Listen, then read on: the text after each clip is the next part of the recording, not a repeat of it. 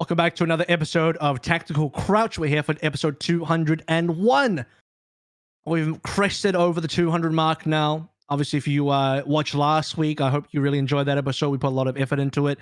A big shout out once again to all the guests that came on board for a very special episode number 200. But now, as we head into fresh territory, it's a brand new century of episodes on our way to 300. Guys, only 99 episodes away from episode 300. Oh man, I can't wait. It's I think we were I think I remember early on Yiska saying that somebody was going to have a child by the time we hit 100. So maybe that prophecy will come true with 300. I don't know. To be fair, that's just down to me like not going through the natural progression of an adult at the age of 34. So I wasn't wrong logically. I was just emotionally not ready, you know. Just take, just Jon had a child. Jon had a child with his new, things that he's working on. Yeah, true. Maybe I guess if you're does that work? Yeah. As the only like actually mature person who's got his life together. That's why the three of us are still here, and why Jon's moved on, by the way, because he got his life together. You guys are like, oh, who else is kind of just like wafting through life like we are? Oh, let's just get Avalon. He looks like it'll fit. You know, the next best thing, you know, like how like genetic information breaks down. So my sister has half of it. So my sister's pregnant. I just like outsourced that full having a child thing to my sister. So now I'm basically like half a parent, if that makes sense, right? Outsourced. I'm sure she's gonna love to hear that. I mean, I'm opting to be the cool uncle that lets the child play video games. Well, you know. I just think humanity's kind of fucked. So maybe it's best if the entire world didn't have kids again. Is that too dark? I mean, let's just all lie down right now and become the treatise. Wait, I'm starving. That's either what I just said was either way too dark or honestly was based as fuck. I don't know which one. It could be both. Depends on who you ask. Starting on a good note, I see. I try and say as many based things as possible. Maybe humanity was a mistake. Yeah. Hey, it's just the truth. But they call him the Australian Greta Thunberg. How dare you? Well, we got some news today. We don't have great news today. Actually, it's mostly there's some positives in there as well. Later on, obviously, the first topic is if you've browsed into the whole topic list below in the timestamps, you'll have noticed some things in there that we're going to speak about today. That is obviously not great news.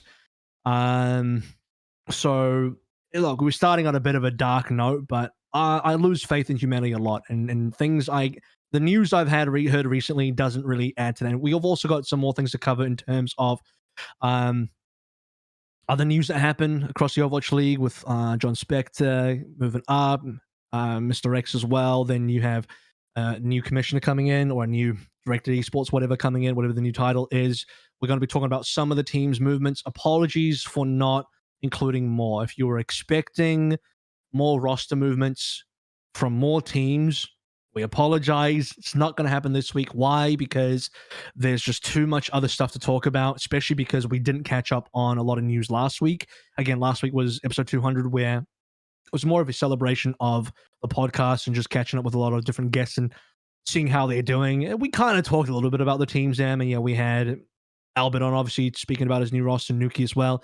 But this week, there's so much to catch up on, so much extra news came out. We've only got time to realistically get into a couple of teams that we hadn't touched up on for the most part, that have made some more of the solidified announcements that make more sense. And then we'll be ending the episode with a bit of a discussion and tribute to Alarm, and another topic that we didn't get to discuss last week because our episode was recorded before then and before Alarm's passing. So there will be that as well. So this is going to be, I'm not going to say a different episode. It'll just be a very an episode that's quite light on roster moves compared to where we were before. Yeah, for sure. Definitely some more pressing matters to discuss and go through. But again, like we say most episodes, if you haven't heard anything about your team this episode, we will get to it. Don't worry. There's plenty of time in the offseason. We will get to it. Maybe not in the next episode. Or the one after that. Contrary to popular belief, the off season is very long, and like rushing out all the roster information in the first 4 weeks after the off season is probably not a good move. Oh, we're going to milk it hard. We're going to milk it so hard that when all teams have finished all announcements, it's January. You're locked into your 5 players. We're going to redo all 20 teams again where they're locked in rosters, even though we already know what the rosters were at this stage for some of them. And then we'll do it all again when they have to lock in their 6th member. So, there'll be plenty of time to milk that content for later. But we're going to get into it now because this will be, I don't know how long this one's going to be. It depends on how long we're going to be talking about these topics, but I can see these topics being real in depth. So without further ado, episode 201 is brought to you by Battle Crab, Refined Bean, Bronzebot Buhal, Chare, Prophet Picasso, Chris R34444, Rodino, Hunter Tane, Porkchop Sammy, Casher67, Lolshin, Rex Zane, Volamel and Sugar High, Volamel Smooth Nuts, and Your Misery, as well as our supporters on YouTube as well, members there. So welcome back to more of a standard episode 201. We're going to start 201 with quite a heavy topic just to begin with, because we had more news just dropped very recently, hot off the press. By the time you watch this, it might have already been a couple of days, but the WSJ article about Bobby Kotick just dropped recently for all of us. So the Wall Street Journal essentially had a huge report of some more ongoings within Activision Blizzard, this time primarily focusing on their CEO and their leader, Bobby Kotick, as being someone that basically was in the know of a lot of the mishandling and a lot of the mistreatment, a lot of the abuse and harassment of his women and female employees within his company, as well as supposedly partaking some of that himself. He was also part of some of the harassment. There was a death threat in there as well. And there was a lot of, apparently by his hand, some cover-ups in there as well, and in some situations where he kept somebody on, or he played a big part in keeping members on who were accused of as being abusers. So it's quite heavy. It's quite a lot of stuff in there. I would, if you're really interested, I would suggest you actually take a look at the article. I'm sure we'll add a link below somewhere in the description maybe, but yeah, if you really want to know more about, we're going to go through kind of the cliff notes of the important points here. We're not going to go through the article line by line, but you guys have at least seen some parts of this article. I don't know how much you've read of it. It's quite long, so you need a bit of patience. Any initial thoughts before we move into any specific details that we want to dive into? Initial thoughts. Kind of corporation corruption at its finest, I guess. Mega corporation strikes again. Yeah, it feels like a very strange B-movie plot. Doesn't make it any less like tangible and real for a lot of these people. But I don't know, call me jaded, it just doesn't surprise me. It doesn't make it any less bad, right? I condemn it. It's bad. People shouldn't have to go through this stuff. And yeah, I think that it's such a big one. Yeah, not good. Initial feeling, not good. Yeah, I mean, there's zero surprises about what any. Like, I think that was easily attributable to his character that he's previously displayed, despite like whatever the board might think. Not surprised in the least. That's the disappointing part, right? The disappointing part is that, I share the same sentiment when I first read about it, when I first saw that. Actually, the only surprise I saw, and I use the word surprise in a different context here, was in regards to specifically targeting Bobby, because in my mind, I don't want to say he's invincible in this sort of thing, but he's so protected in that organization. The fact that the board has come out and basically backed him, which also is not surprising for what it's worth.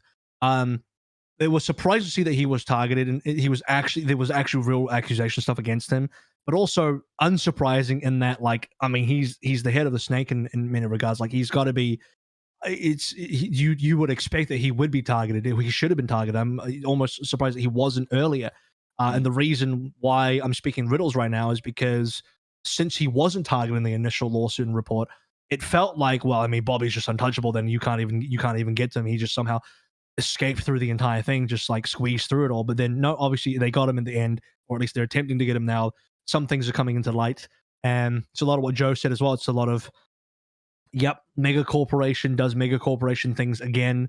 It also is disappointing in ways where it seemed like perhaps the direction of the company was moving in a more positive kind of arena, where you had, you know, the zero tolerance policy, all the different changes they were wanting to enact, Bobby himself reducing his salary or his compensation to the state minimum.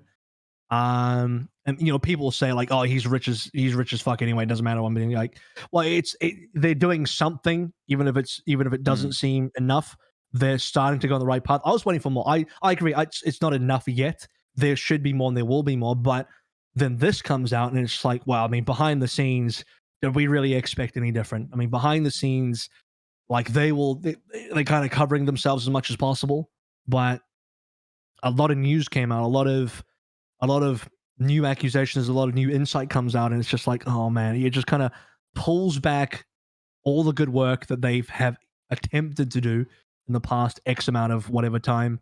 And you know, we just kind of just hit the reset button. We're back to square one again. Feels like it. And then you've got I don't remember who it was. I had seen it kind of floating around in the Twitter sphere, if it was, about a lot of people pointing towards some of the older, you know, Blizzard members, especially some of the ones on the Overwatch team, departing, citing, you know, issues with leadership and kind of, you know, giving a nod towards that. It's one of those instances where it feels like these aren't coincidences that, you know, so many people are leaving with what's come to light as of late. Yep. It's not a good look for anybody. And like you said, change kind of needs to happen. What is real quick? What is your take on this? Because like they very, very quickly had a statement ready in terms of like not like backing Bobby Kotick. We also know from the Jacob Wolf report that the company had given like extraordinary holidays or something for a week, starting Thanksgiving, I think. And like given that information, I think like during an investigation, it makes sense. If you rattle enough or trying to find enough sources, someone's going to talk to leadership and sort of tip them off that something like this is coming down the pipe.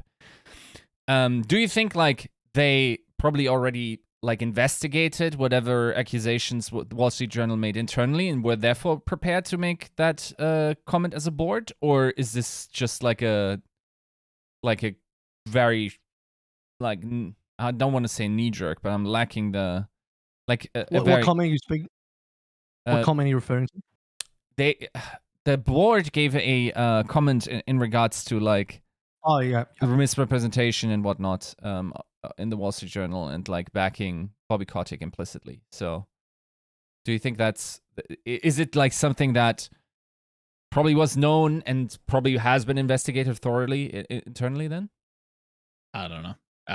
It wouldn't surprise me either way if it was just a knee jerk, hey, he makes us a lot of money, don't you talk about our pay pig like that. Or maybe it was investigated. I don't know. Yeah. I mean, they got one or two options. They're either going to back him or they're going to out him, right? You know, I don't know. Is there really an in between that's available? You have to fall on one side of the fence here, really. Yeah. The only other option would have been to do further investigation and stay on the sidelines for a little bit, or stay on the fence rather, and just kind of for the board to decide at a later date where they wanted to stand as far as which side of the fence they were going to lean towards. But yeah, this is pretty quick. They dropped on Bobby's side of the fence pretty damn fast. And based on what, you know, to what Joe just said as well, yeah, I mean, it is of no surprise that they are backing the person who makes them a lot of money. To be fair, he has been pretty bad at this recently, right? Like, if you look at the stock history, like it's down 22% over the last 6 months due to these news, right? Of course, you can stipulate like something that's so reputation based is probably more likely to increase eventually once the product's like. If you guys remember, like during similar issues in the past, the stock almost didn't budge whatsoever because like there was a new Call of Duty mobile game coming out or something like this, right? So like, are they just speculating that the stock will bounce back eventually, or like, because in my mind it's like, okay, the reputation is in the gutter there, but also their stock is low. Like, if Bobby Kotick is not being thrown out yet now, he is basically like he's going to go whenever he wants to. Like, he can retire at that company 100%, right? Oh, that's what I've always believed. I've always thought that. I mean, yeah, this is why, again, I was surprised that he even got any of the flack, any of the targeting, because in my mind, it seemed at least that he was so untouchable that it didn't even really matter. I don't even know if this is going to matter. I hope this does make more meaningful change, but the only meaningful change left that can be done from all of this is from him either stepping down or being removed. And there was the I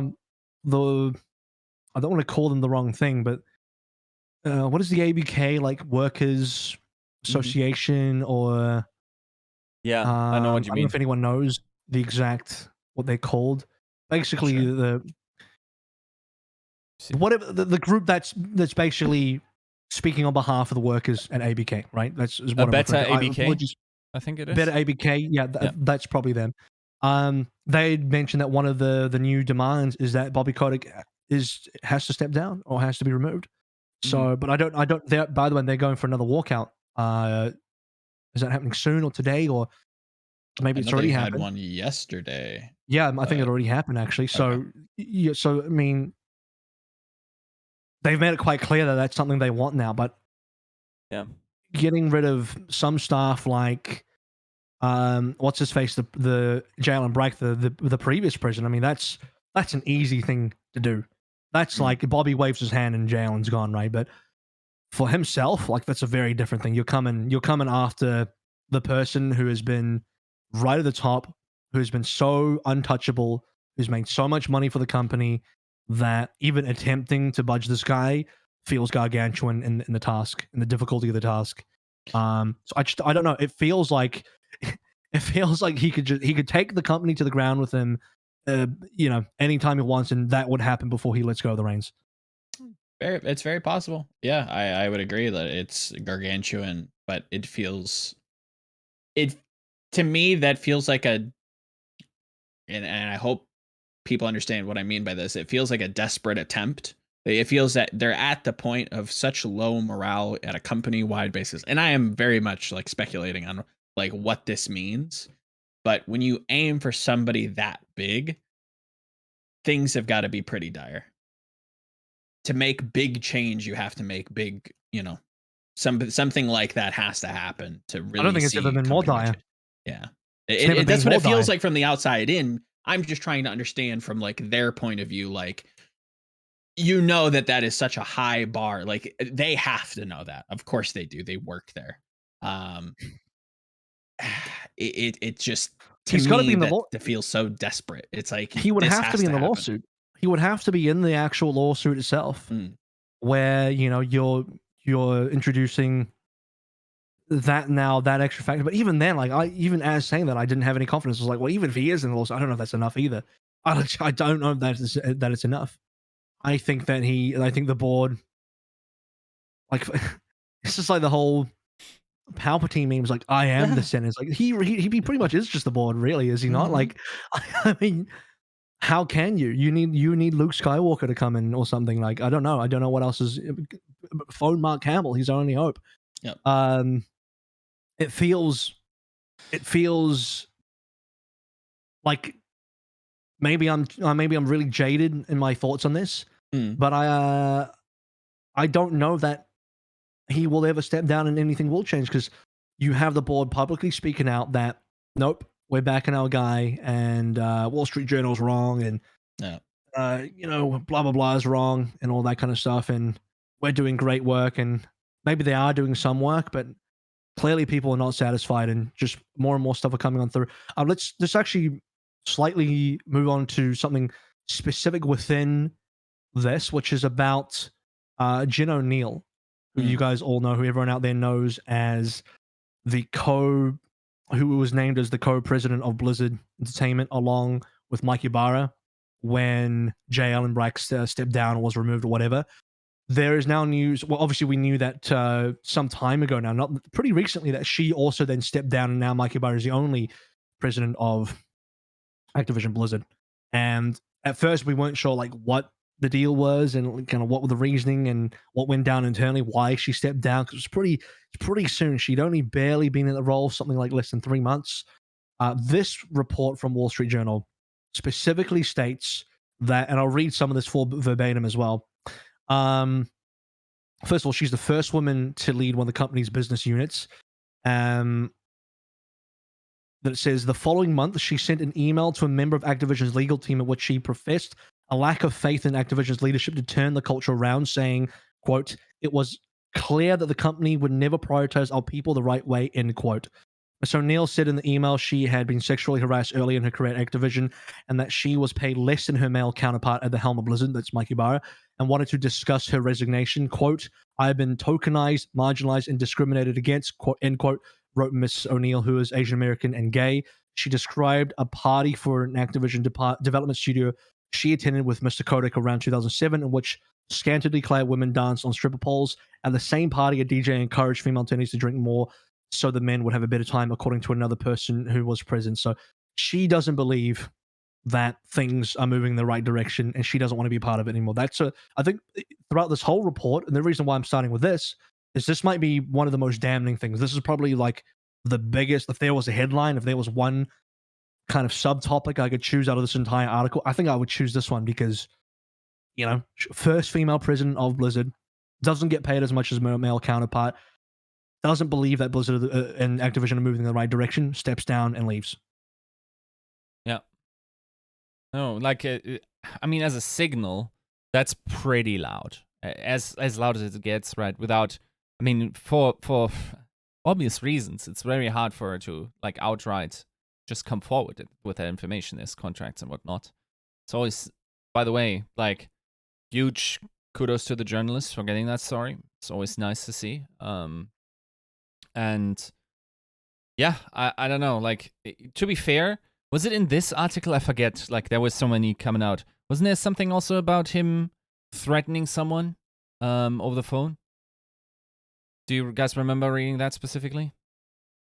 I vaguely remember a threat, but I don't remember where or how or when. Right, yeah. In 2006, one of his assistants complained that he had harassed her, including by threatening her being. Let me just find out who her was. So we're talking about the correct person here. The assistant, right? So this is where. So the assistant had made a complaint that Bobby Kotick had harassed her, including by threatening in a voicemail to have her killed. According to people familiar with the matter, he settled the matter out of court, the people said. The Activision spokeswoman said, quote, "Mr. Kotick quickly apologized 16 years ago for the obviously hyperbolic and inappropriate voicemail, and he deeply regrets the exaggeration in tone in his voicemail to this day," end quote. I mean, yeah, that is, that could be a headline too. Not gonna lie. Yeah, I mean, what do you say with this? Like, it's bad. You say goodbye. Nobody should have to deal with this. You should say goodbye to him. Like, it's so gross, the comparisons of like art in real life, when you have something like Arcane where you actually have like a board of counselors that are like, I like dealing with, bigoted countries that deal in mass murder and the eventual invasion of a continent. Let's participate with that. And you have somebody like Activision Blizzard, dealing with Kotick and what he's done in the past. Yeah, I don't know, man. It's gross. This is why developer run esports shouldn't be a thing, because I'd love to just not talk about this. I'd love to just go and be like, hey guys, let's just talk about our fun little esport in our neck of the woods. But alas, here we are. Does anyone have any further thoughts on the whole Jen O'Neill situation? Just as we move on, we'll begin to maybe move away from that. But I think generally speaking, at least I'll go first. Is yeah, like I said, it's a pretty loud and clear message. It's probably the clearest message out of it all is when the person you've appointed to kind of be. I mean, this part gets a bit tricky because it does now. When she said she got tokenized, I'm starting to feel it now because it did kind of feel like, oh, we'll put Mike up there, but also for good showing, we'll put a woman up there as well. As code. And now it does feel like tokenization. I can sort of see it now from her POV. And then beyond that as well, there is this kind of thing in business called, I think it's called glass cliff, some to a glass ceiling. It's glass cliff is when you hire or put into a high position of power in a company a woman when things are going extremely poorly, and usually it's done as a show. It's performative or something like that. So this is how I've seen other people describe it as, and it makes a lot of sense. And the more you look at it, the more it does seem like she was there to be put on a pedestal, like to basically for them to say like, look, we care because we put Jen's our new president next to someone else, but she's our new president. That means we care. That now it seems like that's what it was. Yeah. Try and give them the benefit of the doubt at the time, but yeah, when you have her publicly come out and saying like this is how she felt in that environment, it you can't do anything but call it kind of performative, right? Like it sucks. It sucks because it's all just a mess. It's sad. That's the best way to put it. Yeah. And I don't really know anything about her or Mike. I've heard some things about Mike and that Mike Ibarra plays World of Warcraft. That's like the main thing. That's the only thing people say, and the only thing I've gotten out of the information. I don't actually know.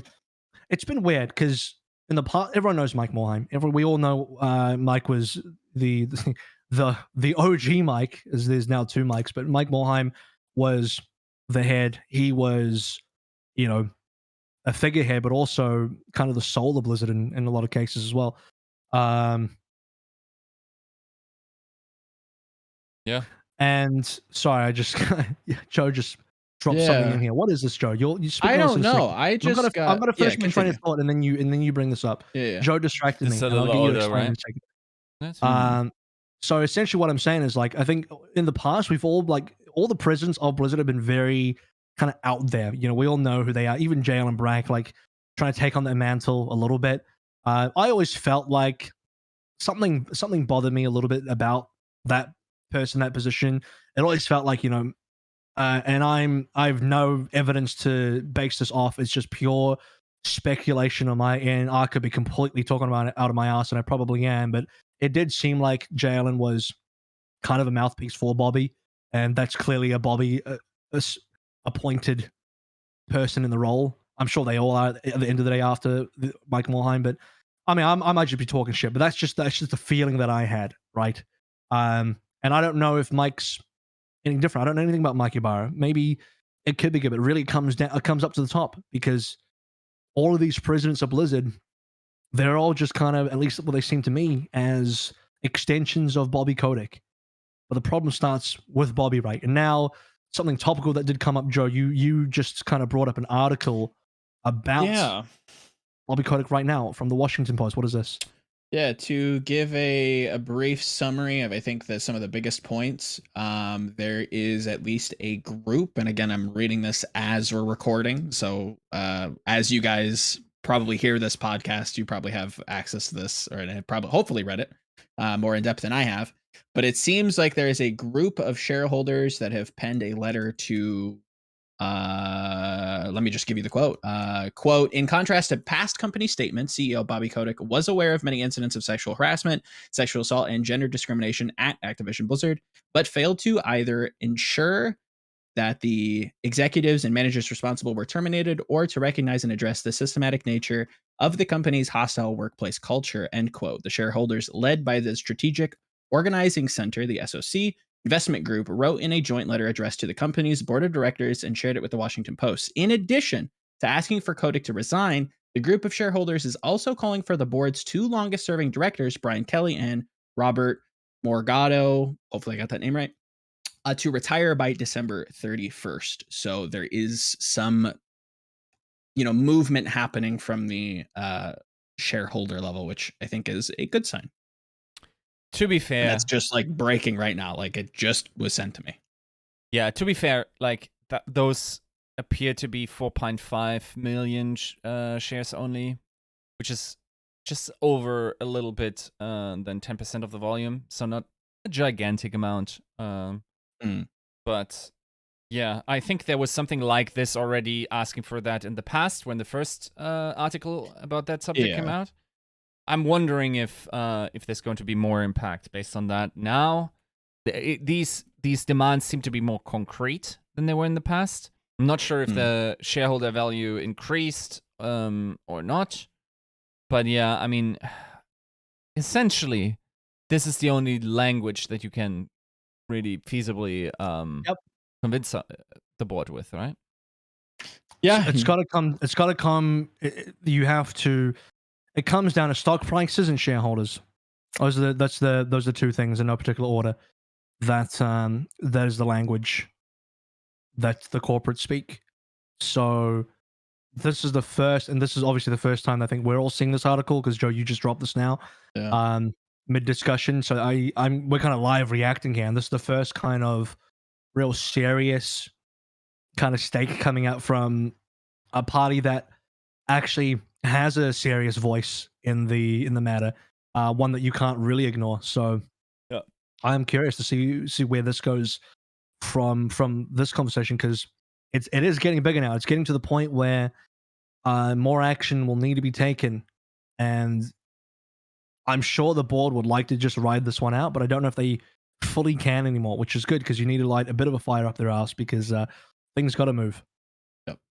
That's, I think, at the end of the day, stuff has to change.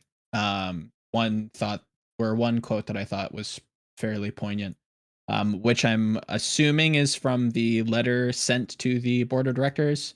It reads, quote, "After the new revelations, it is clear that the current leadership repeatedly failed to upload a safe workplace, a basic function of their job. The SOC executive, or end quote, the SOC executive director said in an interview, Activision Blizzard needs a new CEO, board chair, and lead independent director with the expertise, skill set, and conviction to truly change the company's culture. We need to really have a reset button on the board," end quote. So yeah, I think that kind of sums up the general feeling around this whole saga in Activision Blizzard's history. It's not good, and they need a significant change to start to see some new seeds planted. Yep, So. because as I'm going to bring up another important point from the original Wall Street Journal article, as well as we head back to that, is one of the other big things that came out of it was this series of lines, which I'll read out, and it has to do with Treyarch and Call of Duty. Dan Bunting, co-head of Activision's Treyarch studio, was accused by a female employee of sexually harassing her in 2017 after a night of drinking, according to people familiar with the incident. Activision's Human Resources Department and other supervisors launched an internal investigation in 2019 and recommended that he be fired, but Mr. Kotick intervened to keep him, these people said. Mr. Bunting, who led Treyarch through the production of several successful Call of Duty games, was given counseling and allowed to remain at the company, these people said. And that eventually we get to the point where I believe he is now, and I'm moving away, I'm now just speaking from me, not quoting the article anymore. There's a point where he resigned. I'm trying to find that in the article, but essentially, here we go. Mr. Bunting didn't respond to requests for comment. The Activision spokeswoman said an outside investigation was conducted in 2020. Quote, "After considering potential actions in light of that investigation, the company elected not to terminate Mr. Bunting, but instead to impose other disciplinary measures," end quote, she said. Mr. Bunting left the company after the Journal asked about the incident. So supposedly now that Wall Street Journal has entered the scene, Mr. Bunting just straight away he's just like left. He's just gone. He's seen the writing on the wall. He knows it can only end badly in its comp. But the main note to take out of this and take away from it is that basically Bobby Kotick kind of intervened and stepped in to keep someone who was an abuser, and kind of sheltered him almost. So, well, directly. So there it is. This is even against the recommendation from their own HR department, which recommended that that Mr. Dan Bunting should have been fired. So Kotick was like, no, he did these things, and HR thinks he should be fired, but we're going to keep him. By the way, just very quick, as a form of clarification, I said earlier, like the letter from the shareholders was like representative of like just over 10%. That's wrong. It's less than 1%. It's more like 0.6. Okay, lovely. Even worse. Yeah. 0.6 of what? Percent of the total outstanding shares. So not very significant as a party. It's just one more thing. Oh, from the Washington Post article, yes. You're talking about that? Yeah. Right. Joe, you were saying something? As I'm kind of clicking through this article, I found in IGN kind of a supplementary piece to the whole Jen O'Neill resignation and not being paid about the same. I haven't read through this whole thing. I am reading a headline here, so I'll cite the bias. But it seems as though she was offered an equivalent pay only after she handed in her resignation. So take that for what it's worth. I can link that to you if you want to see it as well. So if anybody wants to read, I'm glad they tried to keep her, but they tried to keep her in like the worst way. We'll do the thing that we should have done in the first place. Yeah, which only furthers that kind of tokenization where it's just like, really, like now you want to like, so gross. Yeah. Oh well. I don't know if I have more to add, or we just keep going through the list of offenses here. It's a long list. It gets longer. It's a very long list. Yeah. It don't stop. Yeah. And another one. And another one. I Thanks, really do Bobby, love DJ for Khaled. that one as well. I really do love DJ Khaled. The hits just keep on coming. I think we should talk about what impact this has on future Blizzard titles. The main one that people are obviously interested in is Overwatch, but Diablo 4 is affected as well, I'm sure, as all the other franchise and everything else. And we should talk about any impact on the Overwatch League, where we will get into some more positive stuff down the line as well. We'll eventually start talking about Jon Spector and his promotion. Before we get to that, I just want to sort of end discussion on the WSJ article in terms of where we think things are headed into the future, in any regard that you want to talk about here. But anyone want to start? I think if how to phrase this. Obviously, we don't know what's happening in Activision Blizzard. That goes without saying. I think best case scenario is that Kotick is removed and real change can actually take place. That's also not to diminish any kind of change or like real progress that people inside the company have felt. I don't know that has happened. I have not seen it, but I also haven't been looking for it. I just hope things get better for these people that have been affected, and this company does see some form of change. I'd like to see radical change, but that's just me. That's my 2 cents. Like, I mean, what kind of change is really required? We can start with if Bobby steps down. But when you say radical change, in my mind, and we might all have different ideas of what radical change sounds like, it is so radical that you're pushing the reset button in a way. You're like majorly pushing the reset button, where it's not even just Bobby. I mean, it's a lot of the C-suite people. It's a lot of the people right at the top that surround Bobby, his group that he's built around him, his hires that he's built around him, and the leadership group right at the tippy top of the table. Yeah, and I mean Fran Townsend's a part of that as well as various other names. I'm not going to name the entire, C-suite, but there's a pessimism in me that also thinks, okay, let's say Bobby is gone. Is the next guy really better? Is the next guy Yes. or whoever is the next person an improvement? Mhm. I mean, he set the standard so high for all the bullshit that he's done. I guess Yeah. by that regard, it has to be better. But is it what ABK needs? Is it what the gaming industry needs? Or is another person that is just like Bobby Kotick version 2, you know? Yeah, I mean, Monkey Paw could curl and make it worse, right? Like, for sure. And like, how could you get worse? I don't even.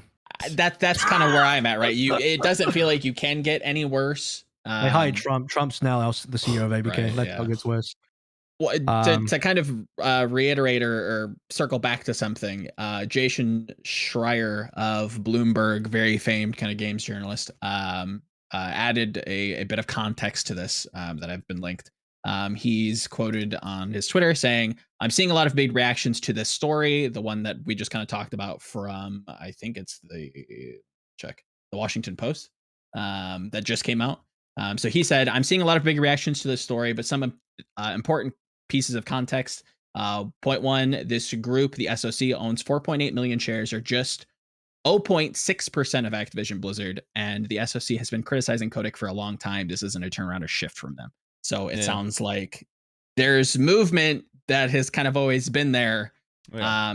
It's not as bright and shiny or sunny as it seems, maybe. Hopefully this does enact some change, but that definitely put some holes in my sails when I saw that kind of context added. The other problem is you've lost a lot of good talent at Blizzard now, some legitimate talent. Yeah. Where how are you supposed to attract these guys back if you can't even do so at all? Not that long ago, you had Blizzard as a prime, top of the table, top of the shelf destination for game developers and people that want to be game developers, right? And that was a reputation they held for the longest amount of time, deservedly so, based on how successful their past franchises and releases have been. And that reputation's been completely shot now, and they've lost a lot of good staff who have gone on to basically make their own studios or just join other studios. They've either joined Riot or, it's Ben Brode forming his own independent studio, or it's a lot of veteran Blizzard staff creating Dreamhaven with Mike Morhaime, and they're basically doing Blizzard 2.0 over there. This is why I'm saying, like, I don't even know, like, even if Bobby was gone, like, what do we have left? Like, you have to, so much repair is required to kind of restore that name that I can't even fathom the task ahead. And it's a shame because I think there are still some beloved there's just a shitload of beloved franchises there that I think fans would love to love. They want to come back to it. They want to play. They want to, fall in love with that again. But this whole situation, ABK, is kind of ruined everything, and you have a lot of delays that have come there. We all saw from the quarterly earnings call that they had made delays to Overwatch 2 and Diablo 4. So that now we can speculate, but also we've seen some words within as well, which basically says that the delays are in part due to leadership changes, especially on the Overwatch side, because you lost Chaco Sonny, you've lost obviously Jeff Kaplan, and if there was another big name in there, I think is Arnold Sang still there? There's another the person in I need to find I should know this. But you've there's lost a lot of people, big people, and that's not Arnold Sang. It was the other person. Arnold Sang is still there, I believe. It was the other person who was in art, and I don't know why I forgot it. I gotta look for it while we speak. But sure, yeah. There's a ton of talent that is left, and to kind of vamp on a point that we made earlier, like there's no circumstance, there's no this isn't happenstance that all these people are leaving when it's getting bad. It's getting bad there, and I can't imagine that it's an easy place to work at. Michael Chu. Oh, the writer for Overwatch. I think he left, right? Yes, I think he did leave. I just don't know exactly when in the timeline of this nonsense. Ooh, sorry. It happened. But yeah, he did end up leaving, which is a little weird now that I think about it because, yeah, I don't know. Just Overwatch in general is a bizarre timeline. None of it's good, man. Reset it all. Yeah. You need new leadership. Let me, unless you want to add something right now, Yiska, I'm going to read out a quote from Tracy Kennedy, who's a producer on Overwatch and Blizzard currently. And she says in her tweet, when the Overwatch directors resigned, they pointedly made comments about the company's quote-unquote cultural issues in their goodbye speeches. The subtext was that ABK's culture is at odds with our team's culture, and that didn't think they could fix it with the current leadership. Of note is that the longer that cultural divide exists, the more we will lose extremely top-tier talent, and the more delayed all our games will be. Scapegoating Overwatch 2's delay onto Charco's leaving was disingenuous. So that to me was quite telling. It also says there's also a little bit of positive in there that says the Overwatch team in general has kind of escaped away, or it hasn't been a part of the more outstanding issues. In fact, their stance against it is so strong that they've lost a lot of strong talent, which is extremely upsetting because and there was another person that left as well. She didn't get as much attention. She was a designer that I don't remember. She was in the multiplayer reveal. I'm gonna try and find her name, but she essentially designed like the skill trees and a lot of that kind of stuff. Okay. If you guys remember as well. And I'm trying to find. She was in. Yeah, she was in that that PvP reveal video. I'm gonna try and find her name while we sort of talk about it. But essentially, it's just a lot of people in really important positions kind of departing, right? It's just quite sad. Yep. Yeah. To repair that, to kind of, hop on a point that you had made, Avril, to reinstate Blizzard as like this S tier developer, somebody that you want to work for, somebody that you have as a resume bullet point, and really kind of shock your next employer, or maybe you just want to stay there as a career. You need change, and that has to start in a big way, and it has to start from the top. What else is there to really say? I don't think reinstating, presidents is going to, whether it's a co-president, whether it's you want to give it a new title, you want to give it a fresh coat of paint. It is what it is. There's always going to be that stigma attached to this company until some significant change happens. And yeah, it starts from the top for me. Yeah, I'm not sure if I have anything else meaningful to add. I just hope. It seems sort of cynical at this point, but like, what we found out over the last couple of years about the gaming industry has been so sad. It should be a place of great creativity and positivity, because culture, like, games are now one of the most culturally relevant and value-forming entities in our modern life. And what kind of values can you transport when you're living like actual nightmares in your work environment, right? So I don't know, like it makes every other issue that we're having feel small. Like of course, like, people are not going to get Overwatch 2 pushed through when you're constantly dealing with that bullshit, right?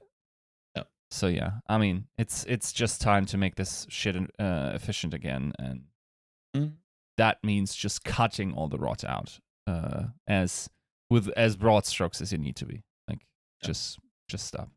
So the person I was referring to, I finally found, is Julia Humphreys, who was a production director on Overwatch and Overwatch 2.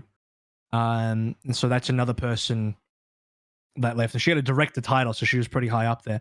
She was high enough, so she probably would have been one of the people that Tracy's talking about, because she's specifically saying when the Overwatch directors resigned, because there's that's a growing list apparently. It's pretty bad, but at the same time, what I'm basically getting out of this is that it is impacting the development of all games, Diablo, Overwatch, obviously, and everything else, and it's going to have further negative consequences towards those release dates and potentially the quality of those games as well. Like, you have to try and replace that talent that's gone while developing the game at the same time, and it's just a monstrous job and monstrous undertaking. And at the same time as well, from the board of directors side of things, from the executive side of things, is they're kind of buckled up for the long ride as well, because they're thinking in their minds, and I'm speculating here as well, that okay, it's looking pretty bad now, but they're also waiting for the next release to see if their stock price can bounce back up and if they can restore some faith with some good games, because they haven't released anything in a long ass time. So the games are not going to be coming out anytime soon, and eventually we're going to transition this conversation towards what that means for the Overwatch League, because currently, and I can speak to my side of, like, from my time working in the Overwatch League this year in 2021, where despite everything else going on, I personally think the Overwatch League did as much as it could and improved in various ways, and did as much as it could with the resources that it had and the means supplied to provide an excellent product. And I thoroughly think the product this year was, like, extremely good. I think that if we had this product in year one, obviously without COVID and with LAN and all that kind of stuff, it would have been even better than what we had in 2018, which is a lot of hindsight, obviously, because you had to learn a lot of lessons along the way to get to the point that we have been. But we've had some good leadership to get there as well. The good news for Overwatch League, which is a very small kind of glint of a silver lining in everything else that's gone wrong, is that Overwatch League is still going to go ahead next year, as far as we all know. Like, I mean, I believe it's like pretty much legally required to go ahead. You have a lot of investment in it that requires it to go ahead, like it must, no matter what. And some version of Overwatch 2 must be played next year as well. Like, these are all things that are confirmed and will be happening. So that all the people that are speculating or wondering have the question of, like, oh, is Overwatch League dead as well, or that kind of stuff. Well, it's definitely happening next year. Beyond that, no one can say just yet, but it's definitely happening next year. And the future of it will also depend on Overwatch, and Overwatch League will depend on the success of Overwatch 2, but that's probably not going to come out until sometime in the future, possibly either end of 2022 or sometime in 2023, as Andy B was very quick to say, the community manager Andy B was quick to say, like, oh, okay, the 2023 thing, that's not like a confirmed real thing, but he also obviously isn't going to commit to say, oh, it's 2022 instead. He's just saying the whole 2023 thing is not like a 100% confirmed thing, so who knows at the end of the day.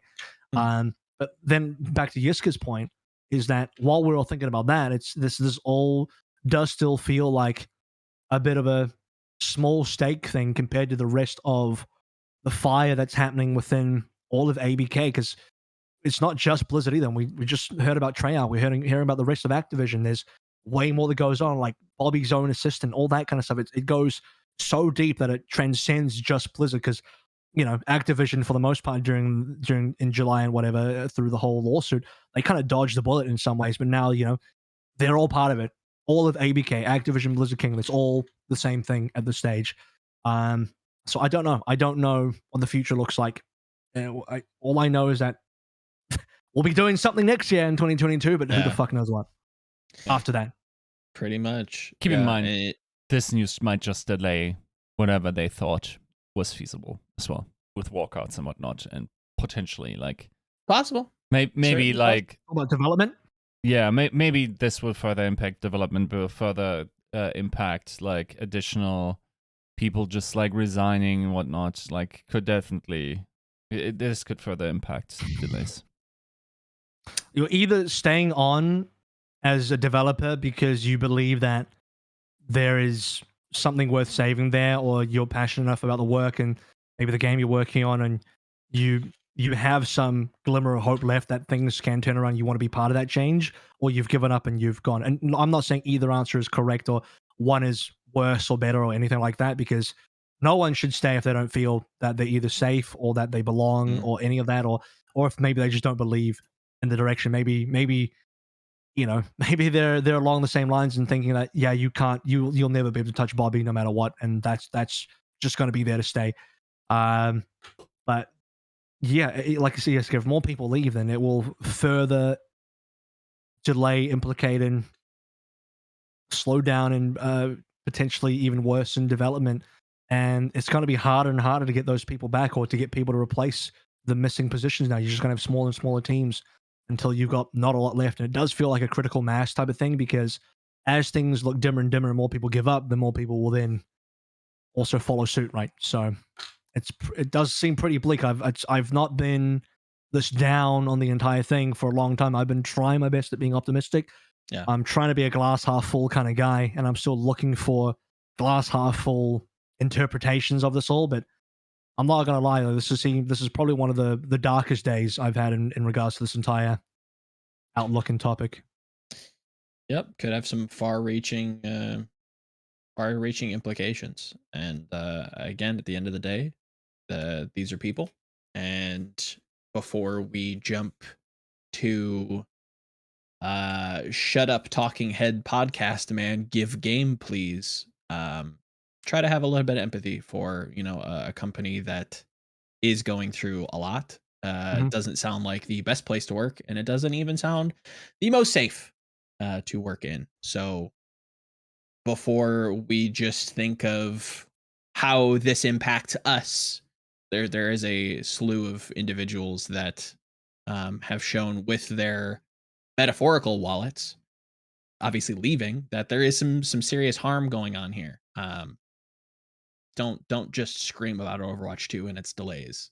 There are genuine people being both upset and actively harmed by this. Yep, that's an important message, Joe. But also, I think that unfortunately, the people that need to hear that message they don't have their ears open. They're not watching this currently.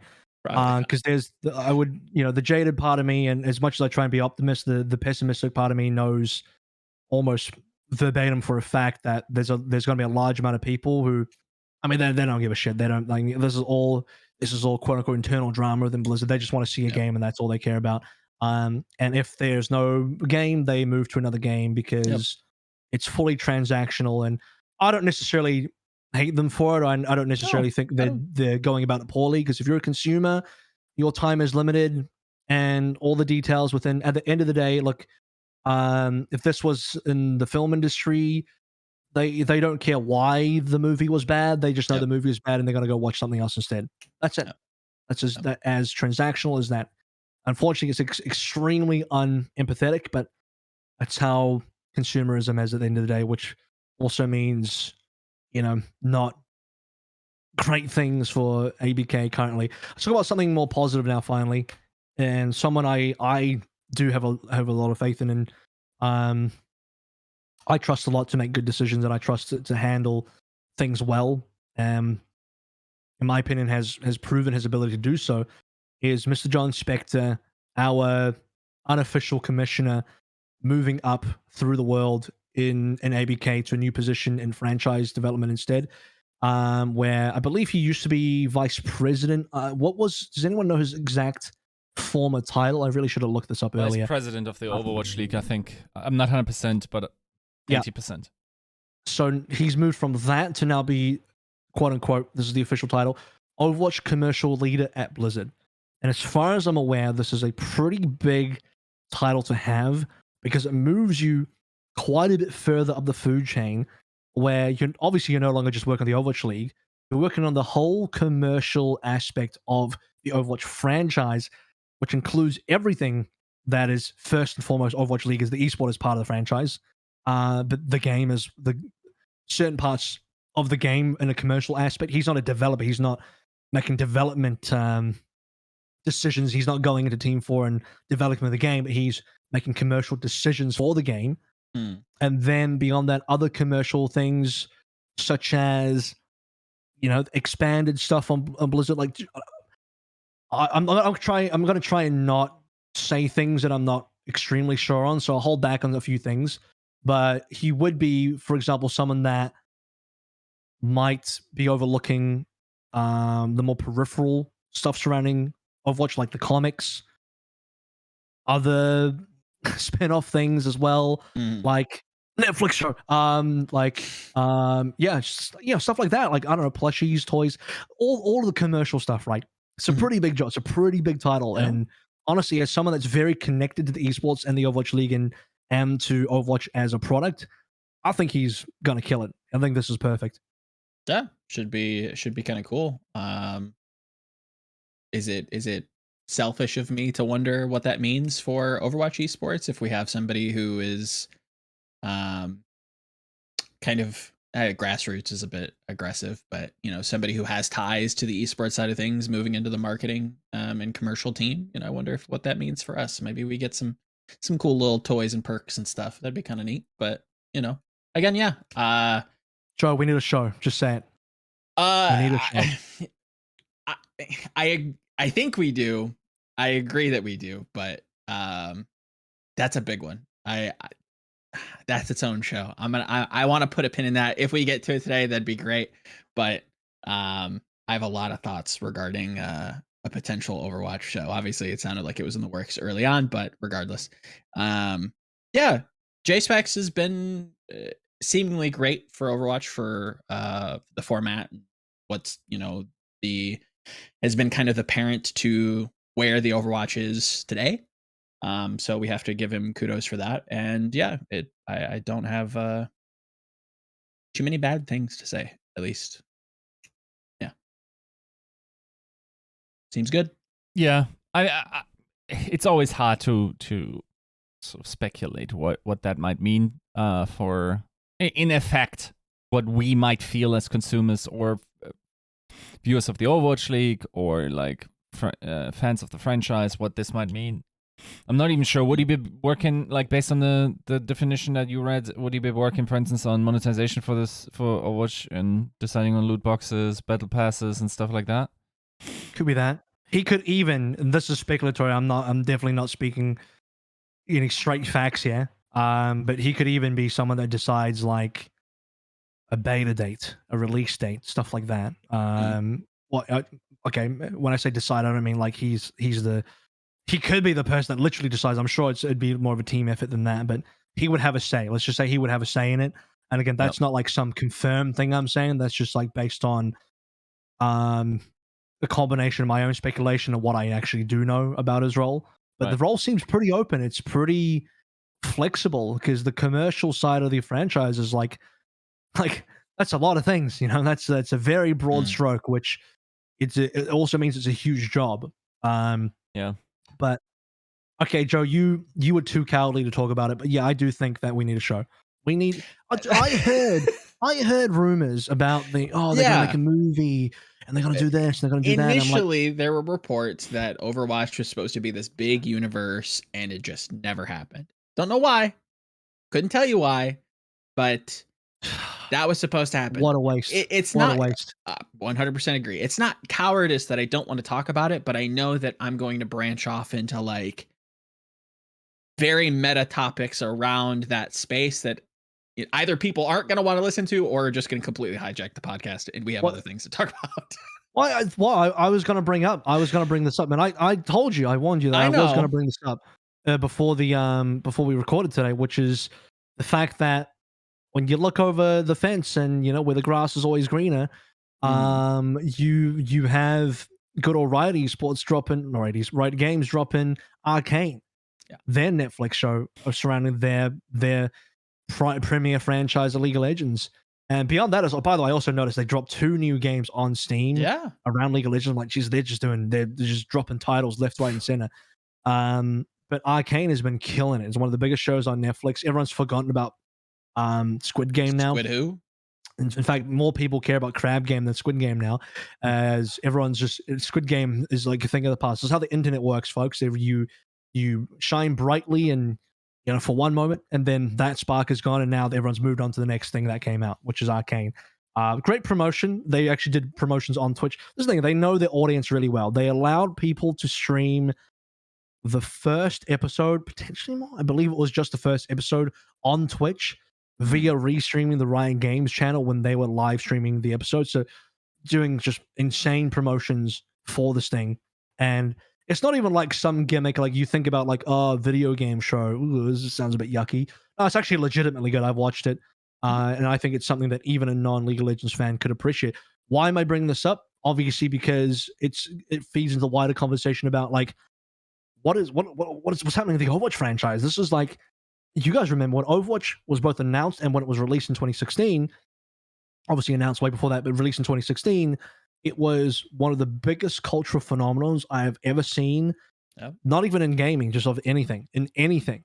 Mhm. Like, people think Fortnite was big, and like, I'll give it to you. Fortnite had some good things going. It showed up in the news, and Ninja went on Ellen and all this kind of shit. Right, that's cool. But Asia doesn't care about Fortnite.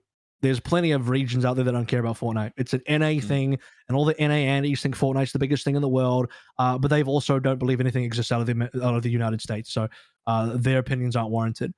When you actually look at the rest of the world, there's few games that have the wide reach and the cultural phenomenon, kind of shared cultural phenomenon, I should say, globally.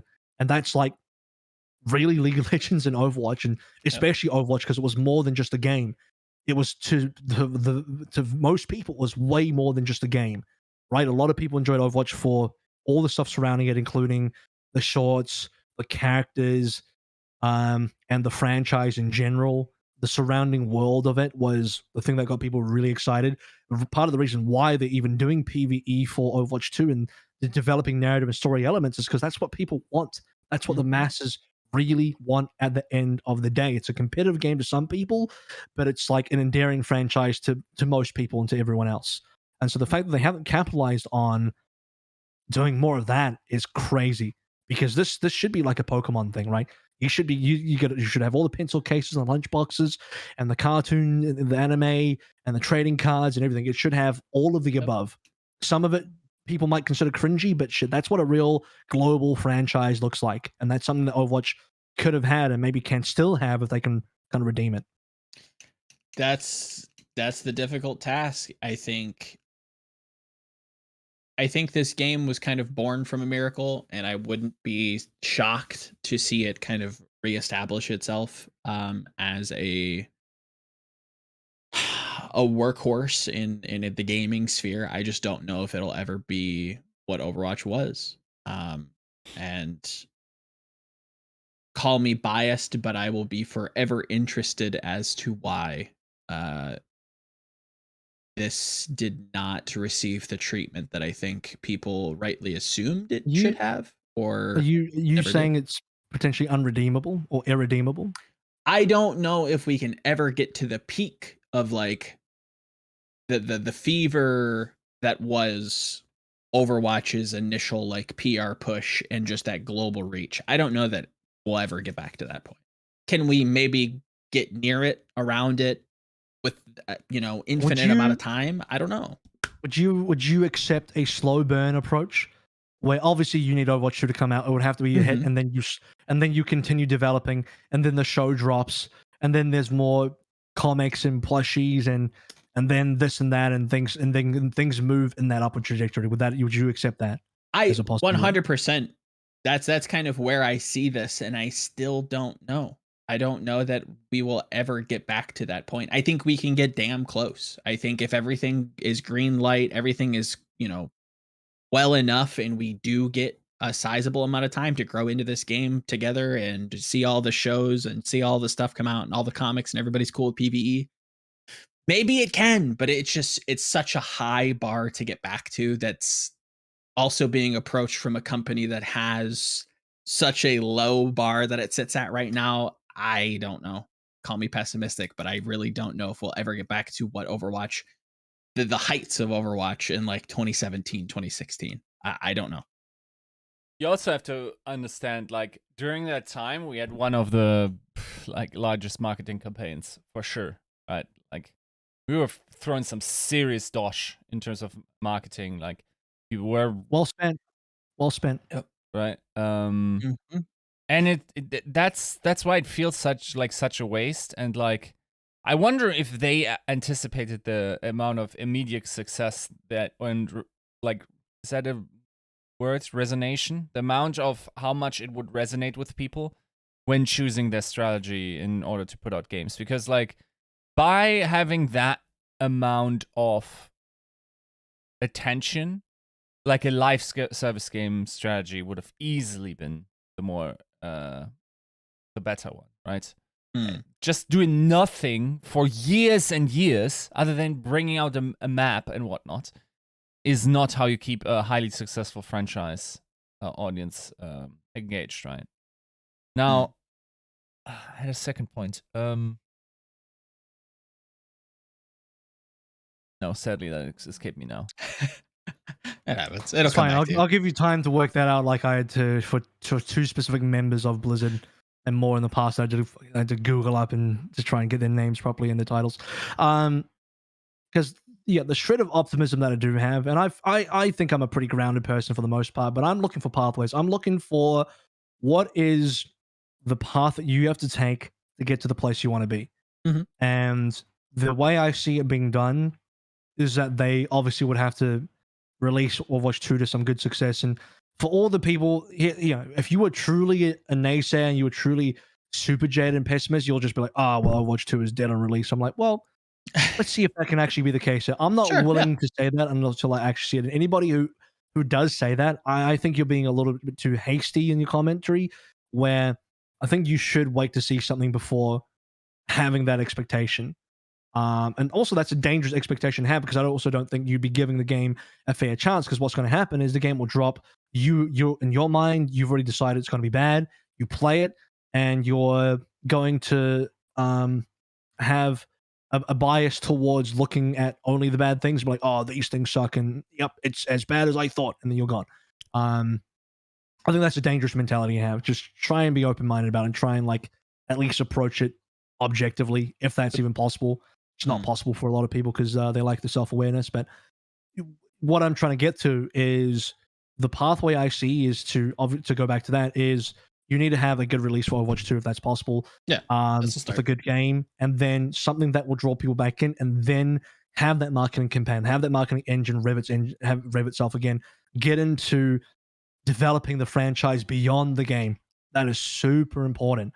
And this is while also then having a game that's able to churn out content. What else? And then I think people will come back, because I'm not gonna lie, I think there's a large amount of people out there. This is speculation from my end, but there's a large amount of people out there who, they've moved away from Overwatch. But if an Overwatch 2 was there, they probably would come back. They'd probably give it a go. They're not as invested in the doom and gloom. They're not as invested in maybe even the lawsuit. Maybe they don't even know about it. Maybe they do live under a rock. Maybe they just play games casually. Maybe they play Overwatch on the Switch, and all of this is just noise, and they don't know about any of it, and they don't really care about any of it. They're consumers to the pure definition of what a consumer is, and they treat the game as a consumer product, and that's that, and there's nothing else beyond it. I think they would come back, because I'm not saying that my anecdotes are reflective of everybody that exists in the world, but small anecdotes that I have with, talking to people who are just casual Overwatch players, who, this is just in my own personal life. I'm not out there on the Battle.net forum seeking people's opinions or anything. But I'm talking about people who wouldn't even dream about going there, who are so casual that probably wouldn't even go on a forum. They wouldn't go to a Reddit. They wouldn't go into a Battle.net forum. They wouldn't even go to Facebook to talk about Overwatch. They would just want to play casually. And these are the type of people that have, directly said oh yeah, I used to play Overwatch, and, I kind of moved away from it, but they know Overwatch 2 exists, but they're like, yeah, I'll probably play it again when Overwatch 2 comes out. These are the kind of people I'm referring to, right? And I have a fair belief that that's actually the vast majority of people. And, the people yelling quite loudly on the internet probably don't represent that audience, because that audience has nobody representing them, because they don't fucking go on the internet. They don't speak at all. They're completely silent, but they're the silent gnats that I think would definitely give it a shot, a fair shot, I would hope as well.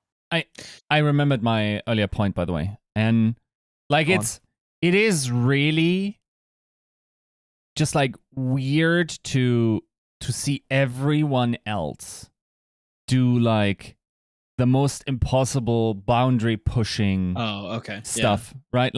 Okay, let's look at what Riot has done. League of Legends 10 years, they were fairly one-dimensional. They were pushing the esports envelope a little bit, for sure, with their broadcasting, with their songs. They developed into that way, telling the narrative in a different way. Then they moved into the AR Dragon got a lot of recognition for that. Now they're like in 12 million games that they've developed. They have that like great show that on Netflix. They are pushing the envelope. You have companies like Epic Games who are like talking about developing, being one of the major players in the metaverse. Same for Roblox. So they have these big dreams. Companies like EA and Blizzard, like what did they do? Where are they pushing the envelope on? They're not. Like what is the most novel like revenue generating asset that Blizzard has right now, or Activision in general? Isn't It is like King? revamps, dude. So like Oh, the okay. new Candy thing. Crush. Yes, King is the most. Yeah, they're the most successful. Yes, but I mean, but still, like it is revamps. That's the biggest growth factor outside their normal product line. That has like turned like you're looking backwards instead of forward. You're trying to like get the 30 plus crowd in instead of doing anything interesting with your IPs. Like the only IP that had anything new going for you, where you accidentally struck gold, you let completely like deteriorate to the point where we're now looking at 2023 potentially for the next iteration with zero content in between, or zero really relevant content in my books anyway in between. And the only other thing that you stumbled upon as being a good thing are revamps where your former president literally told us we don't want that shit. Like, how? It's. I think he's right though. We don't want that shit. We actually don't. We want new games. I mean, yes, but like the consumer eats it up. Yeah, I mean, don't get me started on consumer behavior. But at the same time, like, there's no vision. There is nothing novel, nothing exciting. Nobody has good ideas, or no ideas get pushed through into development from as far as we can see. And it's so tiring. It is like, tell me about a company that is just in the squeeze of their old assets with zero probability of having any explosive growth factor, while like companies like Epic, Roblox, Riot have like the chance to 10x their evaluation in the foreseeable future just with the directions they're currently taking. It is completely uninspired. Agreed. Can I throw them a bone real quick? Sure. I think what you're saying seems pretty correct, but the bone I'm going to throw is the fact that, I mean, you only know about these things that Riot are doing because they've actually done them and they're all released. Sure. There's probably a lot of stuff that has never been released that is still in the works. Like, you know, the only reason it seems like, here's what it seems like. It seems like, oh my God, in the last like 1 to 2 years, Riot have dropped like 10 games and a Netflix show and X and Y, and they did a Dragon. It's just like, yeah, but that shit's been in works for the last decade. Like, come on, like these things take time. Like, I think you have to assume that Blizzard have a lot of things in the skunk works that they haven't even talked about, hasn't even discussed, that are in the works. And I mean, they are, it's not like they're not making new games. Yeah, they're making sequels for their franchises, but that's also something that the people want, debatably, for Overwatch. I mean, you could debate that Overwatch's audience didn't really want a sequel, but I think Diablo's, I can, as a former Diablo player who would definitely play Diablo 4, those motherfuckers they're thirsting. They are parched for a sequel. Let me tell you that they need something. They got nothing right now. They don't even have that mobile game that was supposed to come. That's still in development, FYI. It's actually not bad. I actually played Diablo Immortal. It's actually actually okay. It's a pretty okay game. What I'm trying to say is there's stuff in there that we don't even know about. This is me throwing them a pretty hefty bone. Yeah. It's a T-Rex bone I'm throwing. I think it's just incorrect to say, oh, they got nothing coming. Sure, well, we don't know what's coming.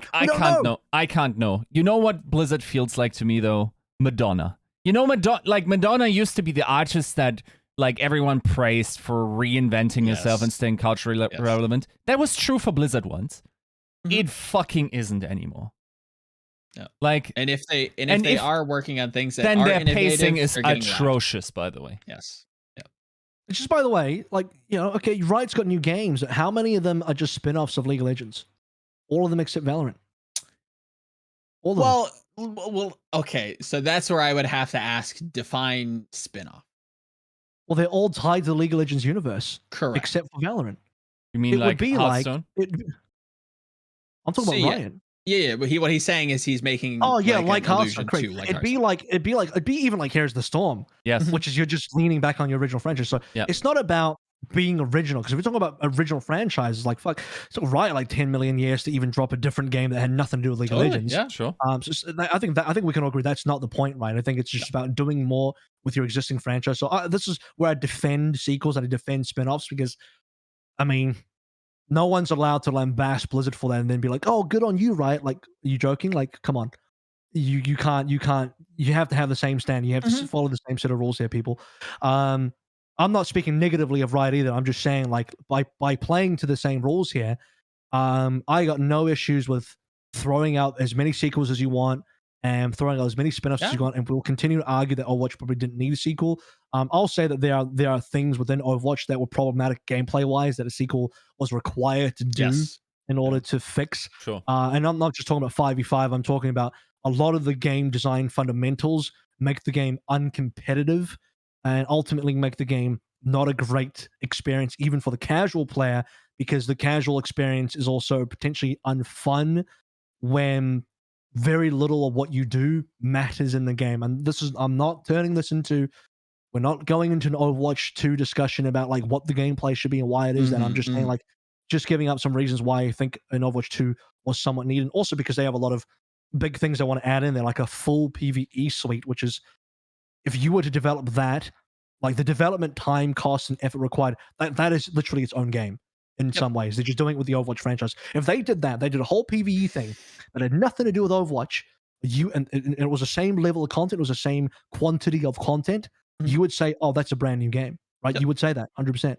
But only because it's tied to Overwatch, people are like, oh, expansion pack. No, it's the amount of shit in it is literally like a new game. If it was called anything other than Overwatch. And that's just at the surface level. I would put my bottom dollar on the fact that there were issues with Overwatch 1's like infrastructure. So like quite literally the engine that is running the car has problems that they had to fix.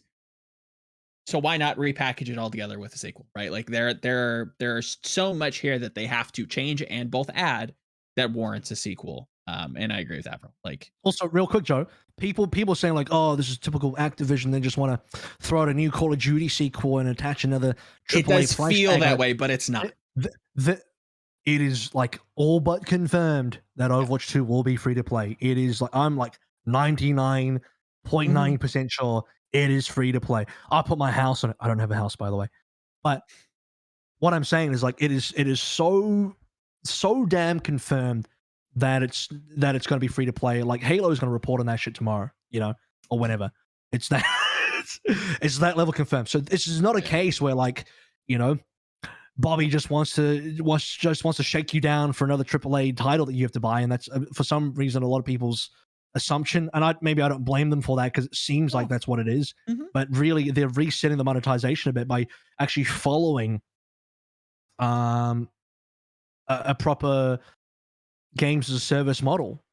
And I don't know if I talked about this last time or some other time before, but I get annoyed when people are like, oh, Overwatch 1 wasn't games as a service. Like, are you blind? That shit is 100% a games as a service game. It definitely is a game where it's a game that wasn't meant to have a sequel. And yeah, it's a games as a service game that you had to pay a price tag for, but so was fucking Destiny and Destiny 2 before they went free to play. The thing is that as everyone learns, eventually you gotta go free to play. That's the direction it always has to go into. This all kind of ties into the franchise discussion. I'm pretty sure John knows as well as anybody does that you look at any games as a service title out there that relies on microtransactions, which, as I've seen, something like 50% of ABK's full revenue comes from microtransactions. I mean, the rest probably comes from COD releases and all that, but they make so much money off microtransactions. They've seen the light for a long time. And anyone saying like, oh, well, Blizzard, they didn't want to do Overwatch as a free to play because they're not very experienced in microtransactions. Like, are you serious? Did you know that in 2014 they made something called Hearthstone, which is one of the most financially successful microtransaction-based True. free-to-play games ever released in the entire existence of gaming in the entire world. Yeah, what? They're inexperienced microtransactions? Fuck me, they're not. No, they are not. That is a lie. Probably the real reason why they didn't make Overwatch 1 free-to-play is because of console. Because the console market was probably not quite explored as far as free-to-play goes, and it's a safer bet to sell a physical copy with a price tag at your GameStop with Overwatch on Xbox and PlayStation. That's probably the real reason why it had a price tag instead of it being free-to-play. But even now, as Epic have proven with Fortnite, fuck that shit. You can just go free-to-play even for consoles. And everyone's seen the light. So that's I think, the future of that as far as where Overwatch can go, and if it can succeed. And I think with full free-to-play, maybe it can succeed properly. It can. I do believe it can. What I err on the side of caution with is if we ever, like I said, if we will ever get back to like the fevered pitch that was Overwatch all those years ago. Within regards to what Riot's doing with Arcane, yes, there's plenty of opportunities to do that with Overwatch. Don't hold your breath for them. I guess my big pinned topic would be something around innovation, and I just don't know if Blizzard is the company to be able to do something like that. I think they've, at least in my opinion, always been a company that are true artists in the sense that they do kind of copy the idea but somehow improve it in a sense. I haven't seen that in the last 5 to 8 years. I think Overwatch was probably their latest innovation to the space that I will throw them a T-Rex sized bone in that way and say, I don't know that there is any other game that gives you the same experience that Overwatch does, both positively and negatively. But yeah, that's where I'm kind of at with any kind of wider branching media discussion within the Overwatch IP is I don't think it can just be a well-written Netflix show. It has to be so innovative that nobody's done it yet, right? Like they have to break new ground if we're going to get back to Overwatch being that massive cultural shift that it once was. It has to be something that you can't think of, or somebody somewhere has to think of. It's a very large task for a company in its position, with a game in its position. It requires a miracle. Is it okay just to do the thing you do well and continue doing that thing well? As far as like cool innovations goes, like I guess, but you could. I don't think you need to invent a new genre. You don't have to. You don't have to. Certainly not. That's also not what I'm saying that you're saying, but I'm just saying, like, yeah. when we're talking about the overall scheme of like, oh, they have to invent something new, like, what does that even mean? Like, to me, all I want to see, my scope is just a little bit lower here. All I just want to see is doing the thing that they've done well in the past, but like fix it and make it better. That's Overwatch. That's all I really care about. And maybe to people that care about it, there's a lot of them, WoW as well, because they had the MMO formula locked down. Yeah, they were the MMO. World of Warcraft was untouchable. All the supposed WoW killers that have ever come out in the past, they were the ones that got killed by WoW instead. And only now with World of Warcraft getting a bit stale, and also the whole the lawsuit thing coming through, people have moved away. But even the games they moved to, I don't know if I probably shouldn't be speaking on this because I'm not a huge MMO guy, but I don't know if Final Fantasy and New World really scratch the same itch that WoW did at its peak. Joe, you play MMOs. Maybe you can speak that bit. I think there is definitely, not to get too in the weeds with this, but I think that for a long time people were disenfranchised with WoW, but because, as we're learning, games are very social. It's not about attracting the person, it's about attracting their friends, if that makes sense. I know that sounds kind of asinine, but you want to make such a large game that people are forced to play it who wouldn't normally play it because their friend group is doing it, right? And that's what that friend group is just going to do. It kind of applies to Overwatch as well.